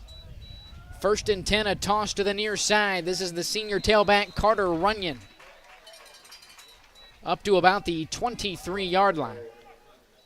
Yeah, picks up about 3 on the play. Nice job moving forward. And really,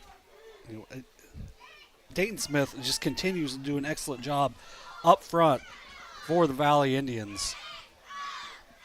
Making it to where Runyon, besides that big 39-yard run, hasn't really been able to bust huge runs tonight. 2nd and 7, now the other senior tailback, Colton Campbell. Out across the 25-yard line, up to the 27, a pickup of about 4 yards on 2nd down. It'll be 3rd down and about 3 coming up for Northwest. Yeah, there's a lot of Colton Campbell in the first half, 16 carries for 60 yards. That's his first touch of the second half, but does a good job getting themselves into a 3rd and a long 3. They got 4 on the scoreboard, long 3, short 4. 3rd and 3, a double reverse. Straight ahead, it's Runyon. Up to the 30-yard line, 1st down, Northwest. Yeah, they tried that earlier and weren't able to break away. I believe it was Zach Witt made a really nice play on that, but Runyon with a little more oomph to him there, does a good job breaking through a tackle, falls forward, getting exactly the yardage they needed. 1st and 10 for the Mohawks from their own 30-yard line. Back to Campbell, a toss to the right side. Stood up at the line of scrimmage. Looks to be a pickup of 1 yard for Campbell. Tyler Carver, number 21, does a really good job fighting through his man, getting her arm on him and being able to pull down Campbell for a minimal gain.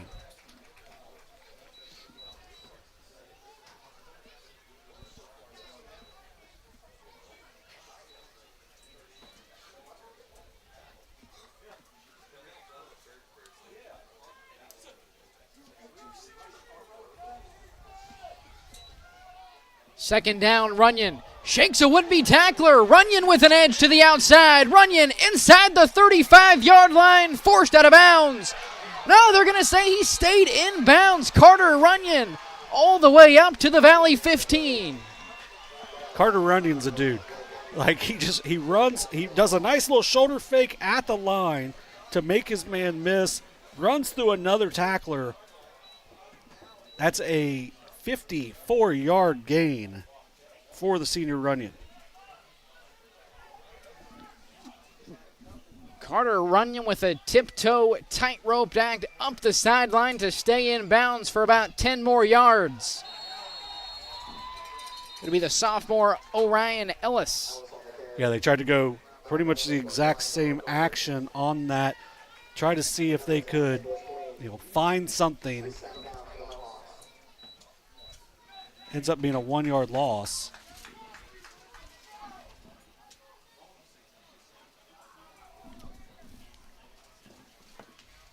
If you replay our like you can go back 10 seconds or whatnot, I'm not sure Runyon stepped out. And if he didn't, that's a heck of a call by the official coming behind. Huge run by Runyon.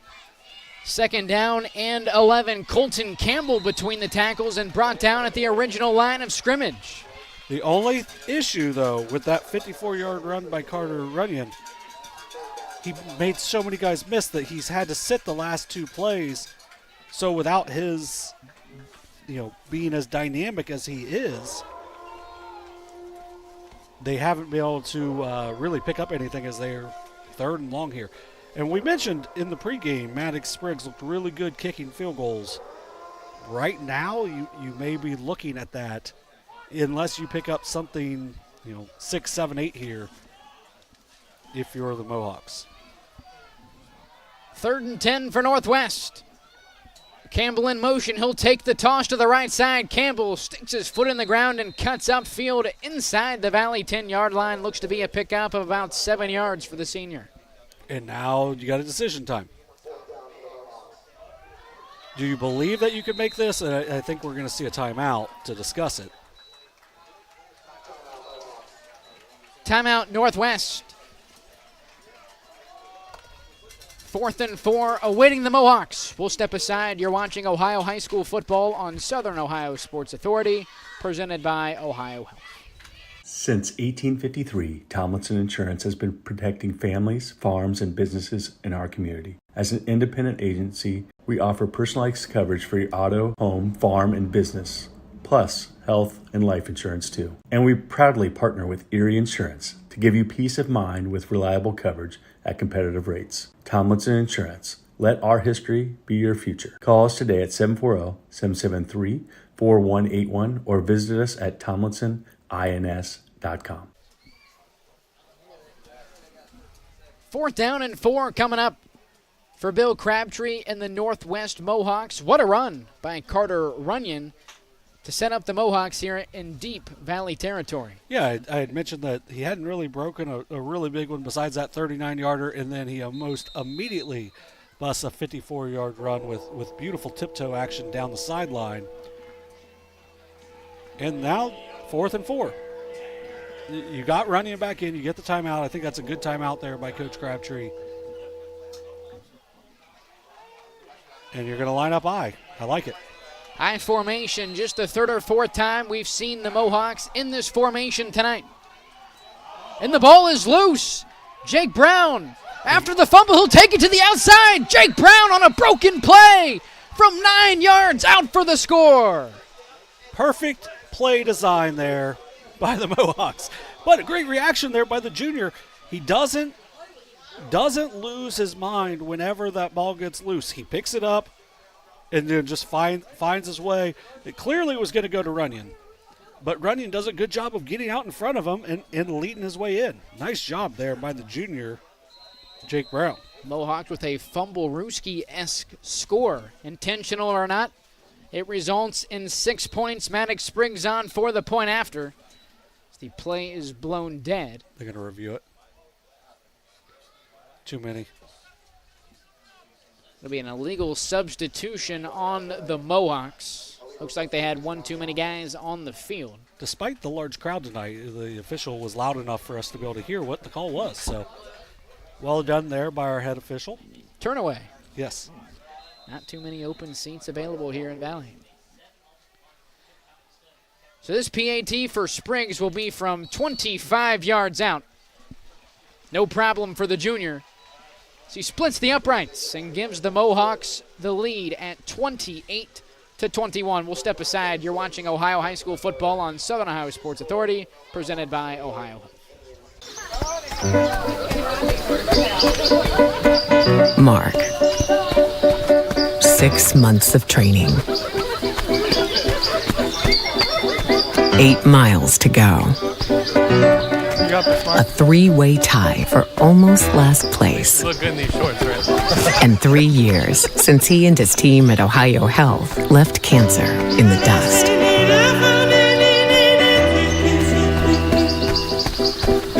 If there's not a Parmar store near you now, there will be soon. That's the slogan, and that's what we believe at Parmar stores. From groceries to gas and all the other stuff you need, Parmar has it.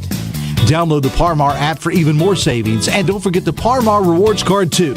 We also believe in being a big part of your community, so look for us at the ball game or wherever you are. Shop us today, like us on Facebook, Instagram, 28-21. A 9-yard rushing score from the quarterback, Jake Brown. Maddox Springs, another rolling kickoff. It's returned by Lex Logan up to his own 40-yard line. Braxton Conaway a bit slow to get up after the play. And that's the big play receiver for Valley. 4 catches, 96 yards on the, or 94 yards and 4 scores on the day. So as Conaway is tended to, we'll take another break. You're watching Ohio High School football on Southern Ohio Sports Authority, presented by Ohio Health. This broadcast is brought to you in part by Willie and Son Trucking. Willie and Son Trucking has been a proud supporter of local student athletes, coaches, and athletic programs throughout its history. Be sure to look out for the Shack Athlete of the Week presented by Willie and Son Trucking each week at sosaohio.com. Caleb Williams has transferred to Wendy's for the new loaded nacho cheeseburger. This burger's my inspiration, and I just hope to inspire you. Oh, you have inspired us. Thought we were doing names on the headband. Get it together. Choose wisely. Choose Wendy's new loaded nacho cheeseburger. Since 1853, Tomlinson Insurance has been protecting families, farms, and businesses in our community. As an independent agency, we offer personalized coverage for your auto, home, farm, and business, plus health and life insurance too. And we proudly partner with Erie Insurance to give you peace of mind with reliable coverage at competitive rates. Tomlinson Insurance. Let our history be your future. Call us today at 740-773-4181 or visit us at tomlinsonins.com. We welcome you back to Lucasville, Ohio, as Braxton Conaway is helped off the field following the Northwest kickoff. It'll be 1st and 10 for Valley from their own 40-yard line. Yeah, I don't like the way that play went out. You don't go at people's legs. Hopefully it's nothing for Conaway, but it doesn't look like it. Yeah, you got to take care of each other out there. It's a rough sport as it is, so play it the right way. I formation for the Indians. Zach Winton, Anthony Aaron behind the quarterback. Wantel will be Aaron to the near sideline as he's forced out of bounds at the 45-yard line. A pickup of 5 for the junior tailback. Yeah, good start there for Valley. Line it up, going for the eye, and just, you saw what you had with Anthony Aaron on the last possession. Why go away from it right there? Good start. So the Anthony Aaron tote will result in a 2nd and 5 coming up for Valley. Lex Logan and Isaiah Clark out wide to the near side. Another I formation for Valley. Indians right back to the ground with Aaron as he's met in the backfield and unable to shake the tacklers as he's met by a host of Mohawk defenders and dropped for a 2-yard loss. Thatcher Webb ate up a blocker, took on the blocker, and is able to hold up Aaron, and then just long enough for his guys to be able to get there and get him for a 1-yard loss on the play. 3rd and 7 coming up for Lucasville Valley, and as pass heavy as we've seen the Indians tonight, this is where not having what has been your best pass catcher in Braxton Conaway on the field hurts a little bit. Yeah, it's definitely a big impact here. Aiden Spang has gone out wide for one of the first times today. Wantel rolling out to his left over the middle of the field, wide open. Blake Lundy with the grab and yards after the catch all the way up to the Northwest 40-yard line. 1st down, Valley. Yeah, an 18-yard gain. Good job there. Rolling out to his left, Lundy gets into the secondary and just sits down. Makes it to where that's an easy pass and catch, and he's able to turn his body, pick up extra yardage on the play. Nice job there by Valley. Good play design there on 3rd and long. Another sophomore receiver for senior signal caller Aiden Wantel. Indians out in the eye and another hard count. And 5 more yards of penalty yardage for Northwest. Yeah, I'm not sure they had a penalty before this half, as they've picked up 3 now on the offside so far here in the second half. Indians quick to the line, right back to the ground with Anthony Aaron. Aaron with the lead blocker to the near side. Anthony Aaron inside the 20-yard line and forced out of bounds. 1st down, Valley. Good blocking on the outside there by Aiden Spang. Good job making sure to not hold. Good job bouncing to the outside by Aaron. If they're saving him up here for the second half, it's really paid off.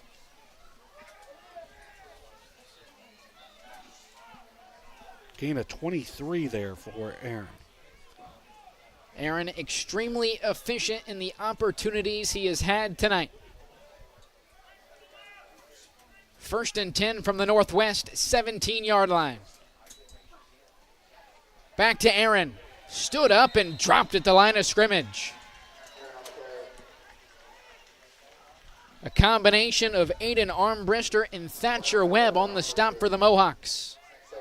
Yeah, and they really, that's where they've been going. So they moved Armbrister from the right side to the left side to try to cut that down, and he does a really good job. Only a sophomore. Aiden Armbrister's been really impressive. Thatcher Webb's played well on this drive, only a junior. A lot of these guys are going to be back again next year for both teams. It's a matchup to look forward to next year in McDermott. 2nd and 10, play action. Wantel, a design QB keeper. Wantel with all kinds of room to the far sideline. Wantel inside the 5 and forced out of bounds. Goal to go for the Indians from the Mohawk 3.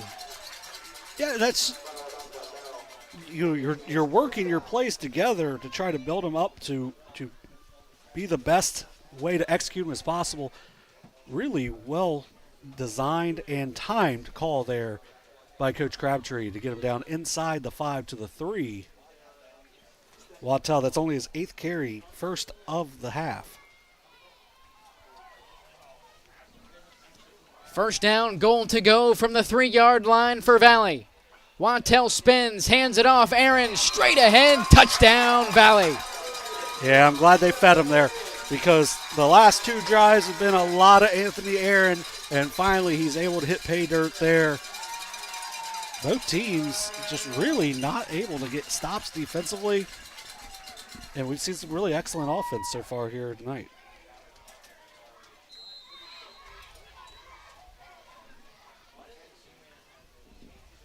Jalen Bender on for the point after.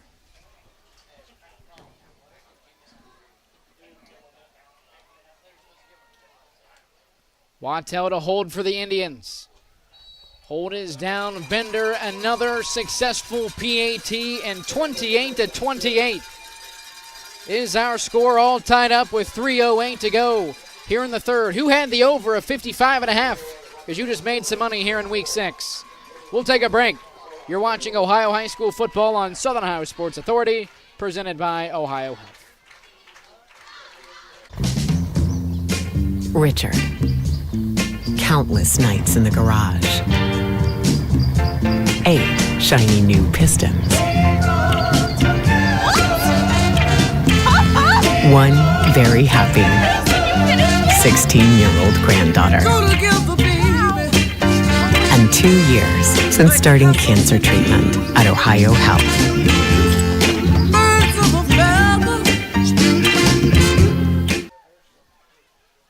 Three-yard plunge into the end zone for junior tailback Anthony Aaron. PAT from Jalen Bender was good, and we're all knotted up once again, this time at 28 apiece. Yeah, Aaron with 10 carries so far in the second half, only 1 in the first half. They were pass heavy in the first half. They've adjusted. Now they are run heavy, and Anthony Aaron has really led them downfield for 2 quick scoring drives for the Indians. 3:08 to go here in the third quarter. Jalen Bender on to boot it away. Austin Smith, after the 58-yard return for the second consecutive kickoff, will watch this one bounce out of the back of the end zone. I think that's the longest. I think he's been around like 62, 63-ish. That one's about 65. Either way, you take it if you're Coach Crabtree. Hey, obviously, the one that didn't go deep, even though it was about a 58-yard kick, led to a huge kickoff return. So just make him play at the 20. But you got to contain Carter Runyon if you're going to do that. So the touchback will allow Northwest to start this drive off on their own 20-yard line, and they'll go to the tailback, Campbell. Campbell full steam ahead for a pickup of about 2. Yeah, they've done a good job of bottling Campbell up so far. His last rush was for 6. I believe his big rush has been for 8, but for the most part, he's getting 2, 3, 4 yards each carry and doing a good job of being a little bit of a change of pace to Carter Runyon. Although I think Carter Runyon's a little bit of boom and zoom himself. Carter Runyon had a great night on the ground so far. Here he is once again on second down, all the way up and past his own 25-yard line, a pickup of about 5 yards for the senior. And I think Valley is the beneficiary of a quick whistle there, because he looked like he may have busted through that tackle. Yeah, that was going to be, that was not, that's a bad call. I think the officials have been pretty good so far, but with how Carter Runyon's ran through tackles, you got to let that play go out. If he's got 2 or 3 defenders behind him, but he's got 1 guy on him right there, you got to let that play continue until it's over. 3rd down and 4 for the Mohawks. Runyon in motion. He'll take the 3rd down tote. Full steam ahead. He needed the 30-yard line, and he'll come up about a yard shy. This will be interesting. You need a yard. You've been able to pick up a yard pretty much all game, but you're also at the 29. You get held up here, Valley's in prime scoring position. And for what it's worth, we've mentioned his name all night on the defensive side. Aiden Armbrister looking very, very capable punting the football in warm-ups tonight. Dude, he was killing the ball in warm-ups. Bill Crabtree going to leave the offense on the field. It's Carter Runyon. He needs the 30. He has that and more. Carter Runyon turning on the burners. Carter Runyon down the sideline. They're not going to get him. Touchdown, Mohawks. 71 yards for the senior. Yeah, you've got everybody loaded into the box. As soon as Runyon gets to the outside, he busts for his 4th score of the night, 71 yards at that point. Dude is just, he's ran wild here in the second half.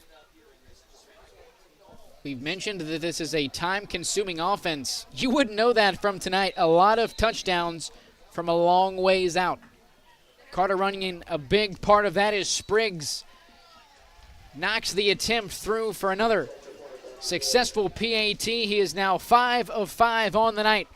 And Northwest is back out in front, 35-28. We'll step aside. You're watching Ohio High School football on Southern Ohio Sports Authority, presented by Ohio Health. Glo Fiber is now in Ohio. And with gig speed fiber internet, we're keeping things real. As in real, reliable speeds. Real people who really want to talk to you. Not to mention, real simple pricing. Switch to Glo Fiber today to get real fast, real reliable fiber internet and your first month free. Glo Fiber is here. Welcome to Glo Ohio. Call 1-833-WANT-GLO or visit glofiber.com to switch today. We welcome you back to Lucasville, Ohio, and what a contest we have had here tonight for our Week 6 broadcast coverage here on Southern Ohio Sports Authority, presented by Ohio Health. John Bruce alongside Dewey Daly. What a night it has been so far, John. Yeah, that's 20 carries, 246 yards for Carter Runyon as he has ran wild here tonight here over at Lucasville. For Runyon now his 7th touchdown in 2 games. Another pooch kick. It'll be Lex Logan. Has been a popular target of Maddox Spriggs on the kickoff. He returns this one all the way up to his own 45. Yeah, and that was probably the best of these little pooch kicks because that thing got a huge jump, after a couple of rolls. A lot of them have been going pretty much right to people. That one at least gave the coverage team a little extra time, but good job by Lex Logan of slithering his way upfield and getting this team very good field position once again. For Northwest, they're looking for their 2nd win over Lucasville Valley in 3 seasons. Valley looking to make it 5 out of 6, and for the 2nd consecutive season win their first game of the season here in Week 6 against Northwest. I formation, 1st and 10, back to the ground. Anthony Aaron brought down at the 47-yard line. Laundry in after the tackle, most likely going to be a face mask. Yeah, and at this point, with how hard Aaron's been to bring down, kind of just got to grit what you can, and just ends up being a face mask. I want to give Zach Witt some credit on that as he came across, really playing the H-back spot tonight. Does a good job of coming over and picking up Aiden Armbrister as he was left unblocked. And I'm going to say it was on purpose because they want to use the H-back to kind of chip him into a way to open up Aaron to where he can decide his own path there.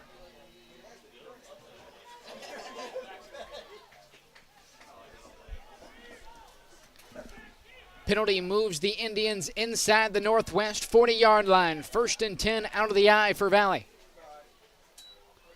Back to Aaron, met in the backfield, shakes a would-be tackler. Aaron turns what would have been about a 2-yard loss into a pickup of 3.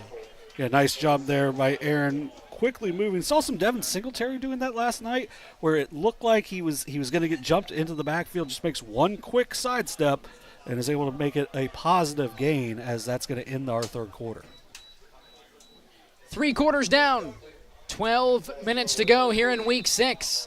In this high-scoring affair within the SOC2. Northwest leading Valley 35-28. We'll head to the 4th quarter. You're watching Ohio High School football on Southern Ohio Sports Authority, presented by Ohio Health. This broadcast is brought to you in part by Willie & Son Trucking. Willie and Son Trucking has been a proud supporter of local student athletes, coaches, and athletic programs throughout its history. Be sure to look out for the Shack Athlete of the Week presented by Willie and Son Trucking each week at sosaohio.com. Caleb Williams has transferred to Wendy's for the new loaded nacho cheeseburger. This burger's my inspiration, and I just hope to inspire you. Oh, you have inspired us. Thought we were doing names on the headband. Get it together. Choose wisely. Choose Wendy's new loaded nacho cheeseburger. Since 1853, Tomlinson Insurance has been protecting families, farms, and businesses in our community. As an independent agency, we offer personalized coverage for your auto, home, farm, and business, plus health and life insurance too. And we proudly partner with Erie Insurance to give you peace of mind with reliable coverage at competitive rates. Tomlinson Insurance. Let our history be your future. Call us today at 740-773-4181 or visit us at tomlinsonins.com. 12 minutes to go here in Week 6 in Lucasville. The Indians inside the Northwest 40-yard line to begin the final quarter of play, trailing Northwest 35-28. Good job getting all the syllables out there on 35. Second down, a toss to Aaron. He'll bring it to the near sideline. Up the left hash. Aaron breaks a would-be tackler inside the Mohawk 30-yard line. Should be enough for another Indian first down. Good pickup of 9 there for Anthony Aaron. That might be the first tackle he's broken in the game. He's been shifty, but he hadn't really broken through any tackles, but breaks through an arm tackle there, picks up an extra couple yards to get the first down and move the sticks. First and 10 now for the Indians from the Northwest 27.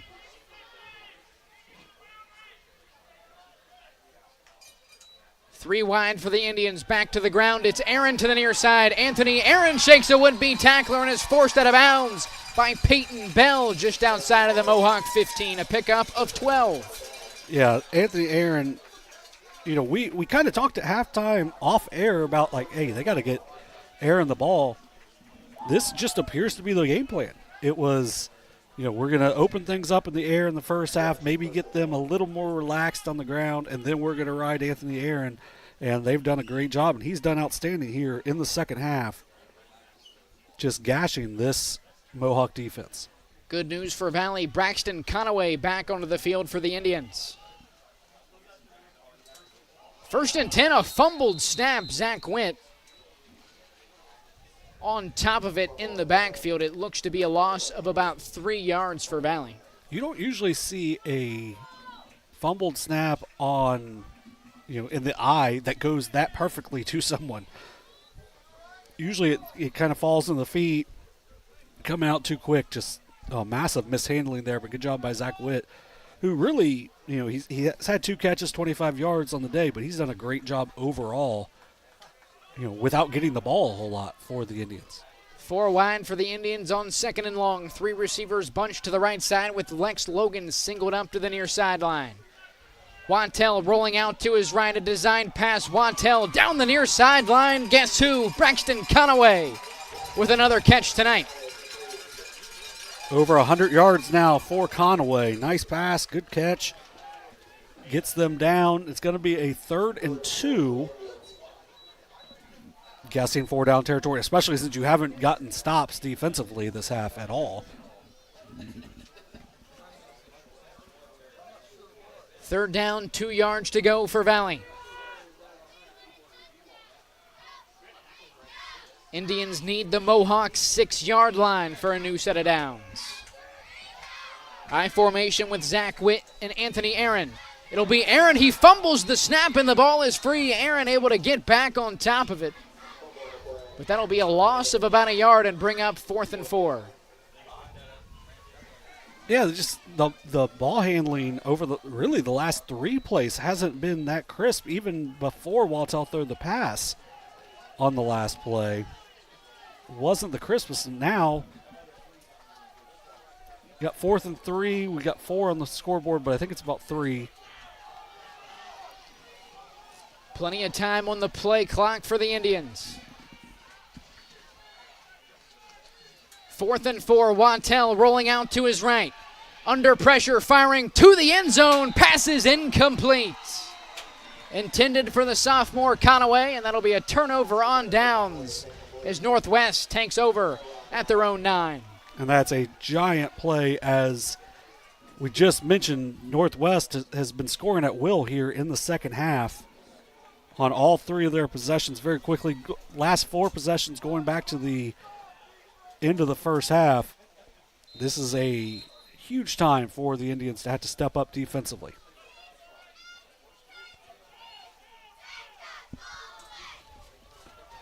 First and 10, it'll be Campbell. Right up the middle. Campbell also losing his helmet, so he will have to come out for a play. No worries, Carter Runyon in off the sideline. Yeah, I think it's a fair trade. Campbell is getting close to the 100-yard mark. Carter Runyon over the 250-yard mark. 7 touchdowns in the last 2 games up to this point for Carter Runyon. 3 in the win over Menford, 4 here tonight. Ryan Ellis, the ball is free. His first carry of the quarter. And the Indians are on top of it. Connor Wilson recovers the loose ball for Valley. I think it was Zach Witt. It was somebody coming around the outside, got a good hold on it, rips the ball out, and now Valley in great field position to have a chance to tie this game back up.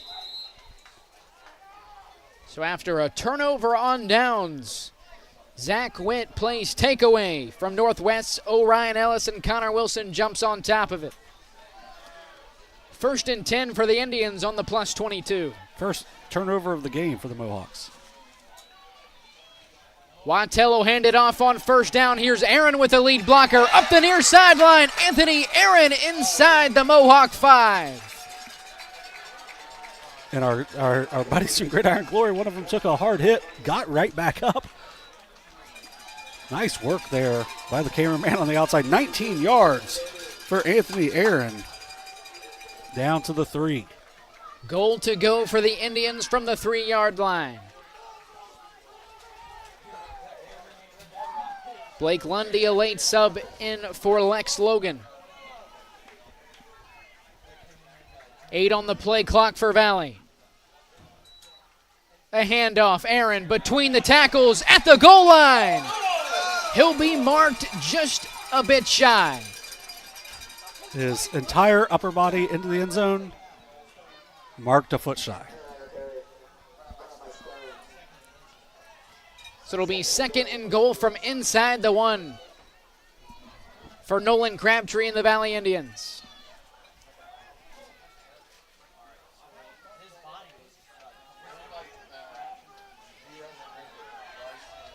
Inside 8.5 minutes to go.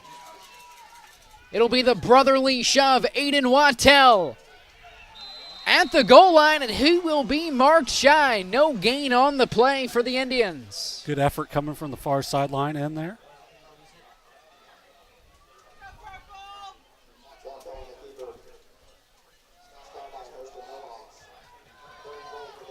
So the Indians will try once again from inside the 1-yard line. This is a Northwest defensive front that has made running between the tackles tough all night. You got 6 inches. You got to try. I wouldn't blame him to try it again, but you can also hand off to Anthony Aaron here. I formation for the Indians. 2 to go on the play clock. Snap is off in time. Miscommunication in the backfield as Wattell and Zach Witt together barrel into the end zone for the touchdown. Zach Witt once again with another big tackle. This one taking Aiden Wattell into the end zone as he, with the play clock running down, it looked like he just turned the wrong way, but able to get the 6. A 1-yard rushing touchdown by Wattell or Zach Witt. Pick whoever you'd like. And Jalen Bender on to make it an even 35-35 ball game.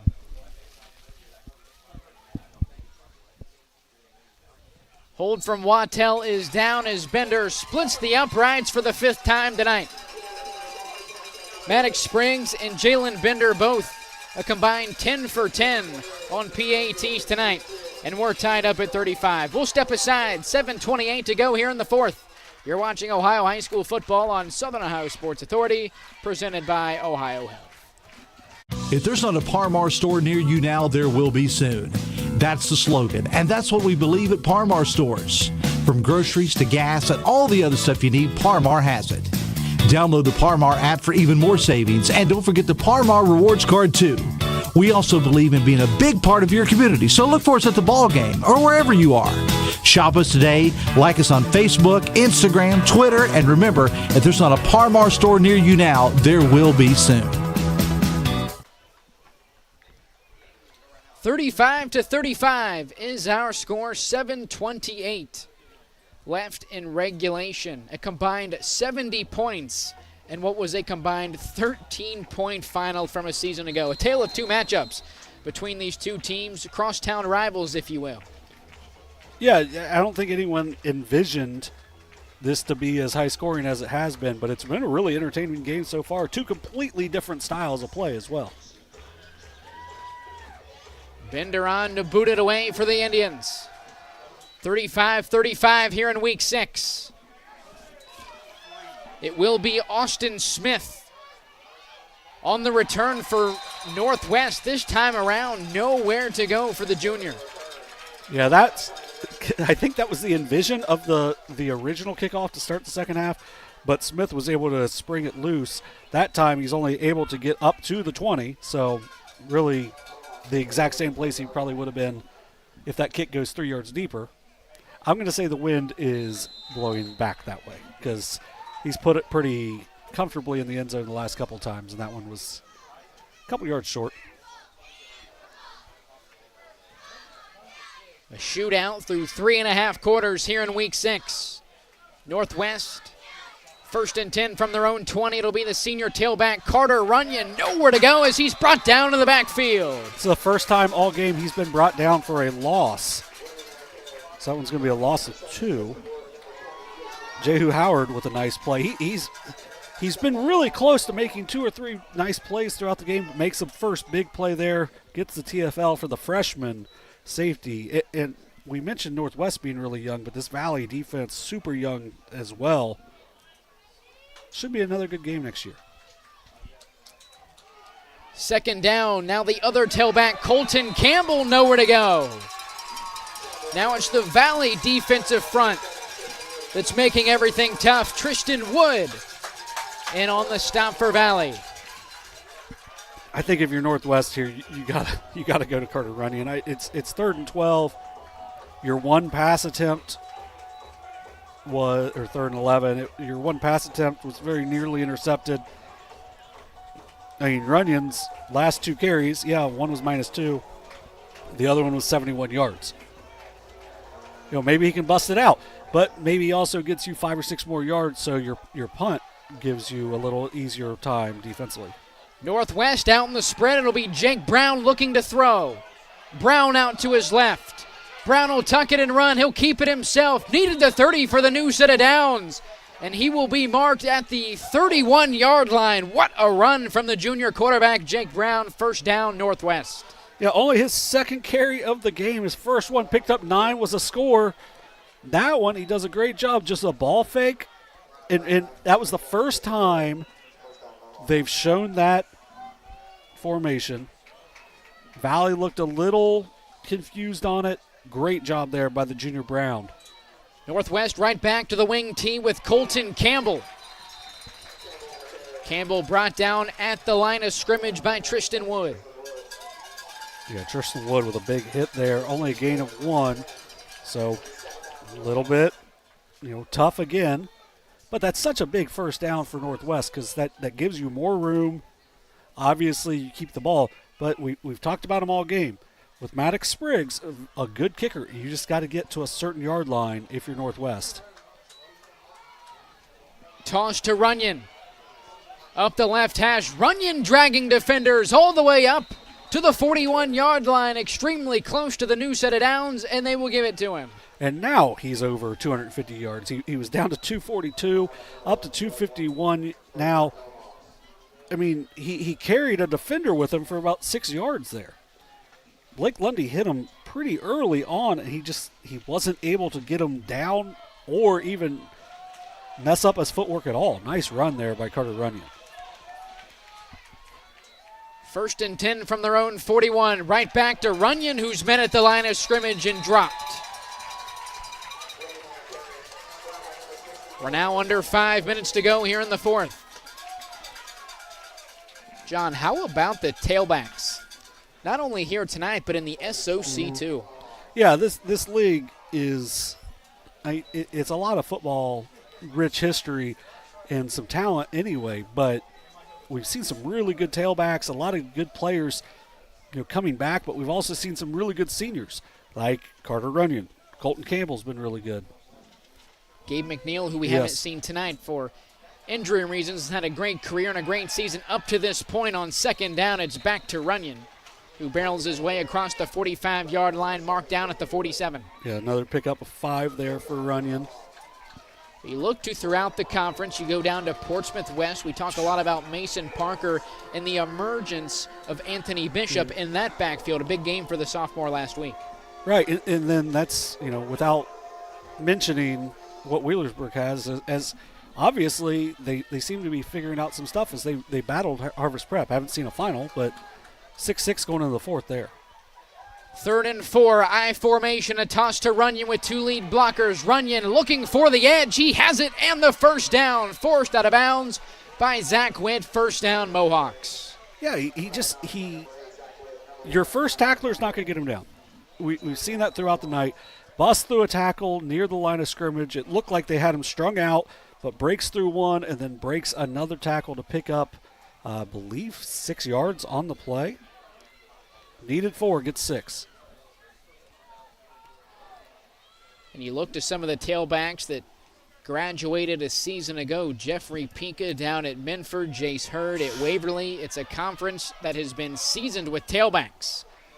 A fumbled snap on 1st down. Jake Brown quick to recover. He'll hand it off to Dominic Stone. Just his 3rd or 4th carry tonight for about 4 yards. Yeah, that's his biggest carry of the night too. So you drop the fumble by Jake Brown. That's the 2nd time he's dropped a fumble and made something really good happen out of it. First one ended up being a touchdown. That one, a gain of 4 as we're closing in. Less than 3 minutes left here. Valley has all 3 timeouts. Northwest only 1. 2nd and 6. A toss to Campbell to the near side as he's brought down for a loss. Braxton Conaway blew that one up in the backfield. Nice play there by the sophomore, who we weren't sure if he was going to be able to continue in the game. Comes up and makes a huge play.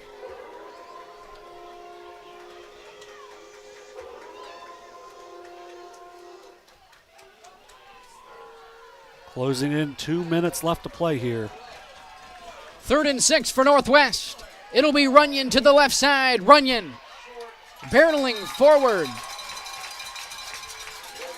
Come up about 4 yards shy of the line to gain. They need the 44. Check that, the 37. Close. Counting the numbers the wrong way. Yeah. Looks to be Tristan Wood a bit slow to get up. But I think it's going to be a timeout here by Valley anyway. You make a play here, you have a great chance to win this game if you're Valley. Northwest, you pick up a first.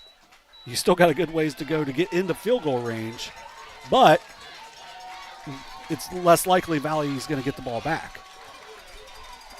1:47 to go in regulation. 4th and 4 for Northwest. We've mentioned throughout the broadcast the kicking talent of Aiden Armbrister. So potentially a chance to pin Valley deep and focus your attention to what would be overtime.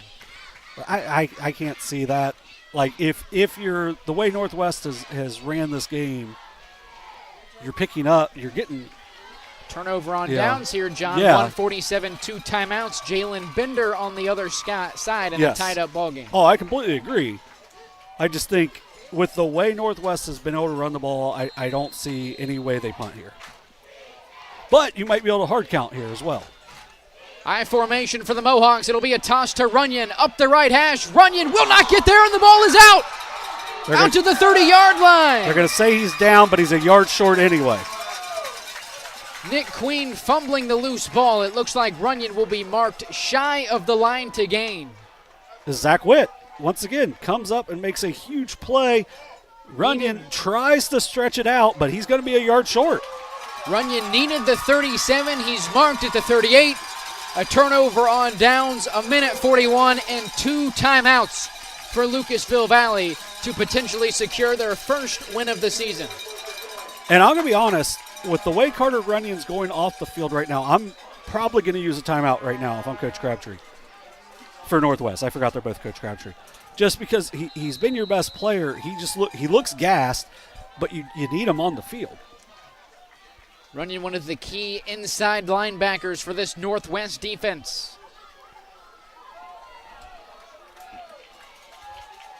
First and 10 from inside their own 40. It'll be a handoff. Aaron between the tackles. Not a lot of room for the junior. Pickup of 2 yards for Aaron. Yeah, and the thing for Valley, you do got to hurry a little bit here, but you still have the 2 timeouts in your back pocket. Maybe you throw an incompletion here, but then you're running a lot of clock. And or John, you're not running much clock. It seems that the wind in the face now of Valley, so that line to gain to get in the field goal range of Bender maybe a little bit deeper in Mohawk territory. Second down, Aaron to the near sideline, needs to get out of bounds as he's pulled out of bounds by Peyton Bell just outside the Valley 45-yard line. Yeah, it's going to pick up a 5 there for Anthony Aaron. Does a good job. He almost gets strung out to the outside, cuts it back, and is still able to get out of bounds. 3rd and 3. I think you just go back to Aaron. He's carried the ball 19 times here in the second half, 20 overall in the game. But you've got yourself into a really manageable 3rd down, although Valley having some miscommunication on who should be on the field. 3rd and short, a handoff. Anthony Aaron has the first down and more up across midfield and into Mohawk territory. Pickup of 6 for Aaron. Bust through an arm, although he's getting up pretty slowly here. Under a minute to go here in the 4th quarter. 1st and 10 for Valley on the Mohawk 48. 3 receivers set, 2 to the right side. Logan singled up near side, a handoff. Aaron up to the 45, inside the Mohawk 45 for a pickup of about 4 yards. Timeout, Valley. Yeah, Aaron, he just looks gassed right now, so it's a good timeout. You know, with the wind blowing in their face, Jalen Bender, heck of a leg.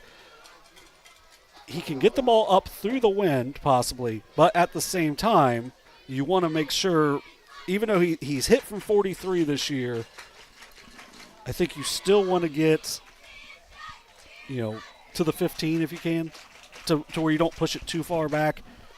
I mean, the 20, even with the way the wind's been blowing all day today, but you get yourself down inside to about the 20, you like to think you at least have a shot. You got to figure you have to get to at least the 25 to have at least an opportunity. That would be a 42-yard field goal for the junior. Yeah, and we've seen it on his kickoffs.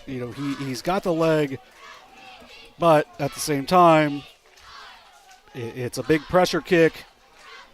And we've seen Bender tasked with that type of kick before. I believe it was a 44-yarder against Portsmouth in week 1 that he was unable to connect on. Second down, Wattell on the keeper, out to the right side. He'll be brought down for a loss. The clock continues to run. It's the 3rd and final timeout will be called by Valley. Yeah, and I think that's where, with Anthony Aaron pretty beat up over the last few plays, that ends up limiting your options right there as he still looks gassed.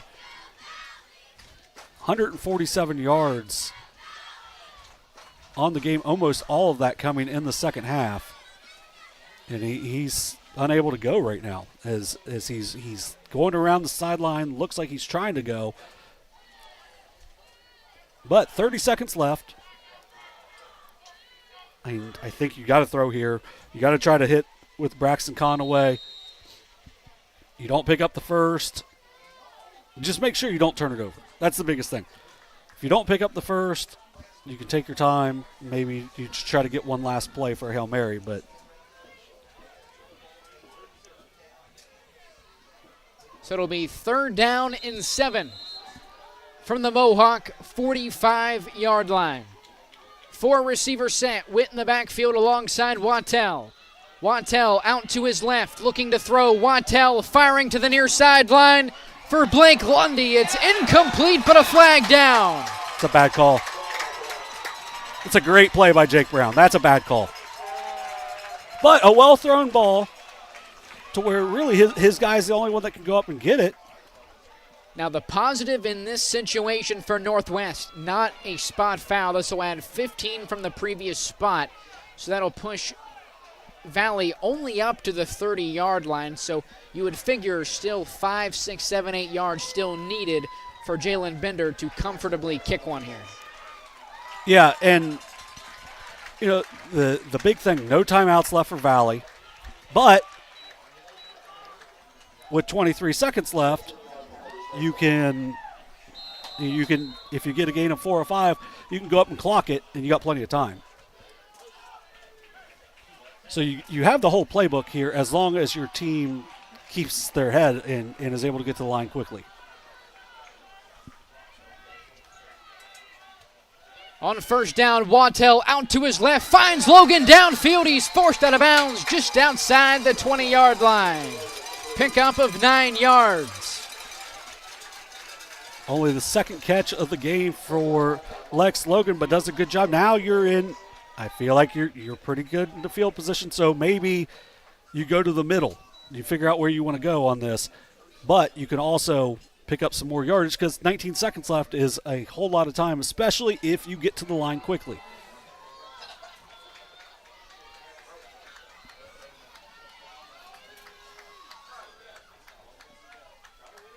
Second and 2, Wattell out to his right, under pressure and brought down in the backfield for a loss. But you can't have that. No timeouts for the Indians. They have to get back to the line quickly. Wattell under center. He'll spike it down, and John, this is something we'd seen previously in week 1. It seemed Valley was deep enough into what was Trojan territory for Bender to tie it up and send it to overtime before a handful of plays for losses pushed them out of field goal range. Something similar here. They're now on the 30. They're going to trot Bender out to attempt what will be a 46-yard field goal. Yeah, the T helps. Wattell to hold. Bender will have to wait just a few more minutes. Timeout, Northwest. Now, the good thing here for Bender, you're at the middle. You're in the middle of the field. I feel like he got sacked about 31. So that may have, some lining up spottage there for Valley. But it's a tie game. You miss, you got overtime. That's, to me, so with it getting pushed back to where this would be a school record, while there's still a ton of pressure, there's slightly less pressure because it's not you miss, the game's over. You still got overtime to play if you miss.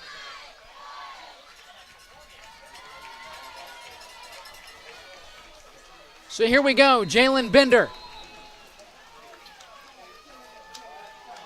From 46 yards.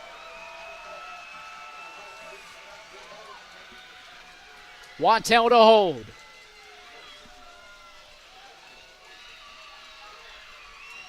Hold is down. Wattell from 46. He got it! Winless no more as Jalen Bender walks it off on the reservation. 46 yards. The previous school record was 43 that he set earlier this year. That might have been good for 47, 48. The wind probably knocked it down. We've seen how big of a leg Jalen Bender's had and he shows off there a beautiful ending to a great high school football game.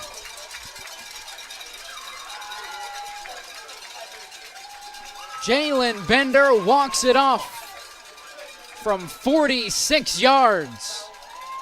As for the second consecutive season, the Valley Indians pick up their first win on the season against the Northwest Mohawks. What a game. Yeah, what a game was right. You saw two teams. They each had, Valley had a couple turnovers in that first half, one turnover there for Northwest. Valley is able to make the big play. They stop Carter Runyon really for one of the first times all game. Then your go-to guy in the second half, Anthony Aaron, can't finish. So you have to do a couple different things. Lex Logan makes a big play to get him into a good field position. Then it looks like a big mistake gets them deep. But to Valley's credit, they're able to calmly, the sack happens with about 12 seconds left. They're able to get back to the line of scrimmage, get the spike, and then give your big-legged kicker a chance. And the junior steps up for Coach Crabtree and and his teammates. Huge play there for the junior kicker. Jalen Bender from 46 yards gets the Indians in the win column here in 2024. We'll take a quick break. What a night here in Week 6 from Lucasville. 38-35 the final. We'll be back in a moment.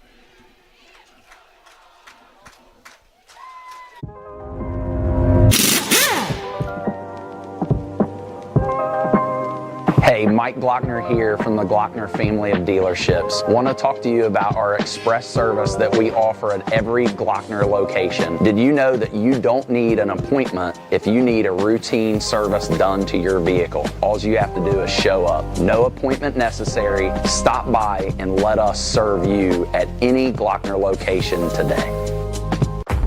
Glo Fiber is now in Ohio. And with gig speed fiber internet, we're keeping things real. As in real reliable speeds. Real people who really want to talk to you. Not to mention, real simple pricing. Switch to Glo Fiber today to get real fast, real reliable fiber internet and your first month free. Glo Fiber is here. Welcome to Glo Ohio. Call 1-833-WANT-GLO or visit glofiber.com to switch today. Since 1853, Tomlinson Insurance has been protecting families, farms, and businesses in our community. As an independent agency, we offer personalized coverage for your auto, home, farm, and business, plus health and life insurance too. And we proudly partner with Erie Insurance to give you peace of mind with reliable coverage at competitive rates. Tomlinson Insurance. Let our history be your future. Call us today at 740-773-4181 or visit us at tomlinsonins.com. Mark. 6 months of training. 8 miles to go. A 3-way tie for almost last place. You look good in these shorts, right? And 3 years since he and his team at Ohio Health left cancer in the dust.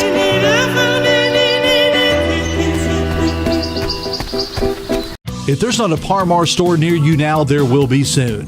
That's the slogan, and that's what we believe at Parmar stores. From groceries to gas and all the other stuff you need, Parmar has it. Download the Parmar app for even more savings, and don't forget the Parmar Rewards Card too. We also believe in being a big part of your community, so look for us at the ball game or wherever you are. Shop us today, like us on Facebook, Instagram, Twitter, and remember, if there's not a Parmar store near you now, there will be soon. Caleb Williams has transferred to Wendy's for the new loaded nacho cheeseburger. This burger's my inspiration, and I just hope to inspire you. Oh, you have inspired us. Thought we were doing names on the headband. Get it together. Choose wisely. Choose Wendy's new loaded nacho cheeseburger. This broadcast is brought to you in part by Willie and Son Trucking. Willie and Son Trucking has been a proud supporter of local student athletes, coaches, and athletic programs throughout its history.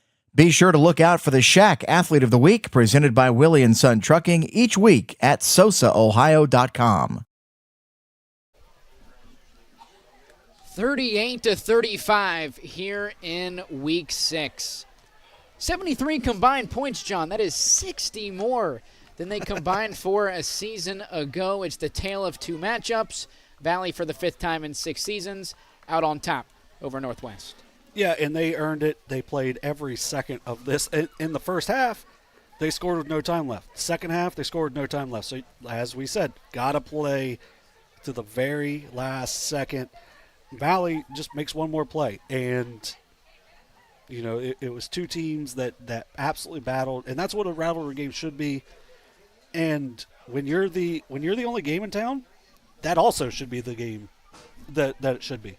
Because really, other than being over in the TVC area, this was the only game in town tonight, and these two teams showed how good they are to the entire area.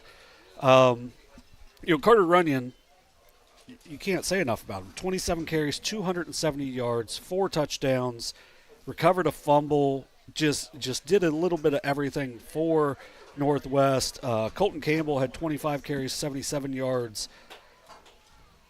Jake Brown, 2 carries for 21 yards. He came up with a huge play on that, 4th down, fumbles it, picks it up, goes 9 yards to score. That was the only score other than Runyon. Maddox Spriggs, 5 for 5 on extra points, did a great job for them. But for Valley, Aiden Wattell, not a quarterback coming into the year. Not planning on playing quarterback this year. Played wide receiver last year. Had a huge play in week 1 last year. Yeah, Noah Brown helmet catch. Yeah, just a great play, and then comes out into the quarterback position. Week 1, you could kind of see glimpses. Tonight, you could really see glimpses. He was 12 of 29, 163 yards. He ran for nearly, right around 20 yards. Made a couple of really big plays for them. Had a touchdown on the ground, threw two touchdowns on the ground, including one where Zach Witt kind of carried him into the end zone. And we still don't know who for sure had that touchdown, but one of the two. But that tied the game. Anthony Aaron, 22 carries, 147 yards, 21 for 141 in the second half. He had a score. But, also Braxton Conaway. We thought he may have been out for the game, if not longer, in that third quarter. He takes a big hit on a kickoff return, comes back in, makes a big play defensively. Zach Witt was all over the place. Braxton Conaway, 5 catches, 105 yards, and a couple scores. But Jalen Bender, we talked about him all night.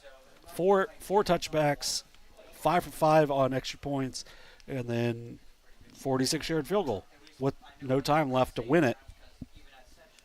Just, what more can you ask for if you're a kicker? If you're a high school kicker, you got to show off your big leg throughout on the kickoffs. But also you get a chance to win the game for your team, to give your team their first win of the season. Just beautiful. And how about the squad for those who aren't familiar with our writing team? Austin Hanna has picked out, I think Conaway may be the only guy he's missing. He's got Bender, Tristan Wood, Zach Witt, Aiden Wattell, and Anthony Aaron. What a squad. What a win. What a game. Yeah, and these interviews are a chance for the kids to talk, talk about what they did in the game, talk about their teammates and whatnot. Picks out guys who made big plays throughout the entire game. You got a couple seniors, in Wood and Wattell and Witt. They did everything they could in this game and obviously for this program as well. But then you had, Anthony Aaron, a junior, huge game, and then Jalen Bender. It's got to be nice for Coach Crabtree to be able to rely on a kicker like that. We saw him last year before the season down at Portsmouth. The elevation he gets on his kicks, you can tell he's a good kicker just based off of that. Tonight, one of his extra points, somebody in the press box kind of joked, he just put that in the parking lot. I wouldn't be surprised if he did because, you've got this big, really nice facility, but you've got a nice field house on, it's not the south end. I guess it's kind of the east end of the stadium. The locker room end. Yeah, the locker room end. It's the west end, by the way. I'm dumb. I'm usually pretty good, like a compass, but not tonight. But on the west end, and he just buries it. And then he showed why he does it, because you go up and you get a chance to win the game, and Bender's able to do so. That'll wrap it up Coming up next week in Week 7 for both of these squads, they will continue league play. Actually, check that Northwest picking up that one extra non-conference game that some teams like Portsmouth West just play in Week 4. We've seen teams like Waverly squeeze it in there Week 10. For Wheelersburg, it was this week at Harvest Prep. For Northwest, coming up next week, they will head back to McDermott, and they will host the Vinton County Vikings. I think for Northwest, with what we've seen out of them tonight, that should be a very winnable game for the Mohawks. For Lucasville Valley, they will continue their trip throughout the SOC2 when they travel to the west side to take on the Senators. Doesn't get any easier. You want to talk about a ground and pound game down there, but hey, that's what we thought coming into tonight. The whole first half, Aiden Wattell. I think the second half from this Valley Indian team was more what we thought we would see coming in. But in the first half, Aiden Wattell slinging it all over the field. Braxton Conaway, Isaiah Clark, Lex Logan, Blake Lundy, all getting hands on the football. He spread the wealth tonight. Yeah, and you can see why they want to try to do it both ways, and it really worked out. And I mean, 38 points is hard to argue with that. And but for Northwest, you got a lot to play for still. I mean, 3-3, you lose a heartbreaker here today. Got a chance to get right next week. It's not going to get really much, if any, easier, but that's why you go play the game. And I was impressed with this Northwest team tonight. That'll wrap up our coverage of Ohio high school football here in Week 6. For Kenneth Hay, John Bruce, and Dewey Daly, we say so long from Valley High School. Once again, the final, Valley 38, Northwest 35. You've been watching Ohio high school football on Southern Ohio Sports Authority, presented by Ohio Health.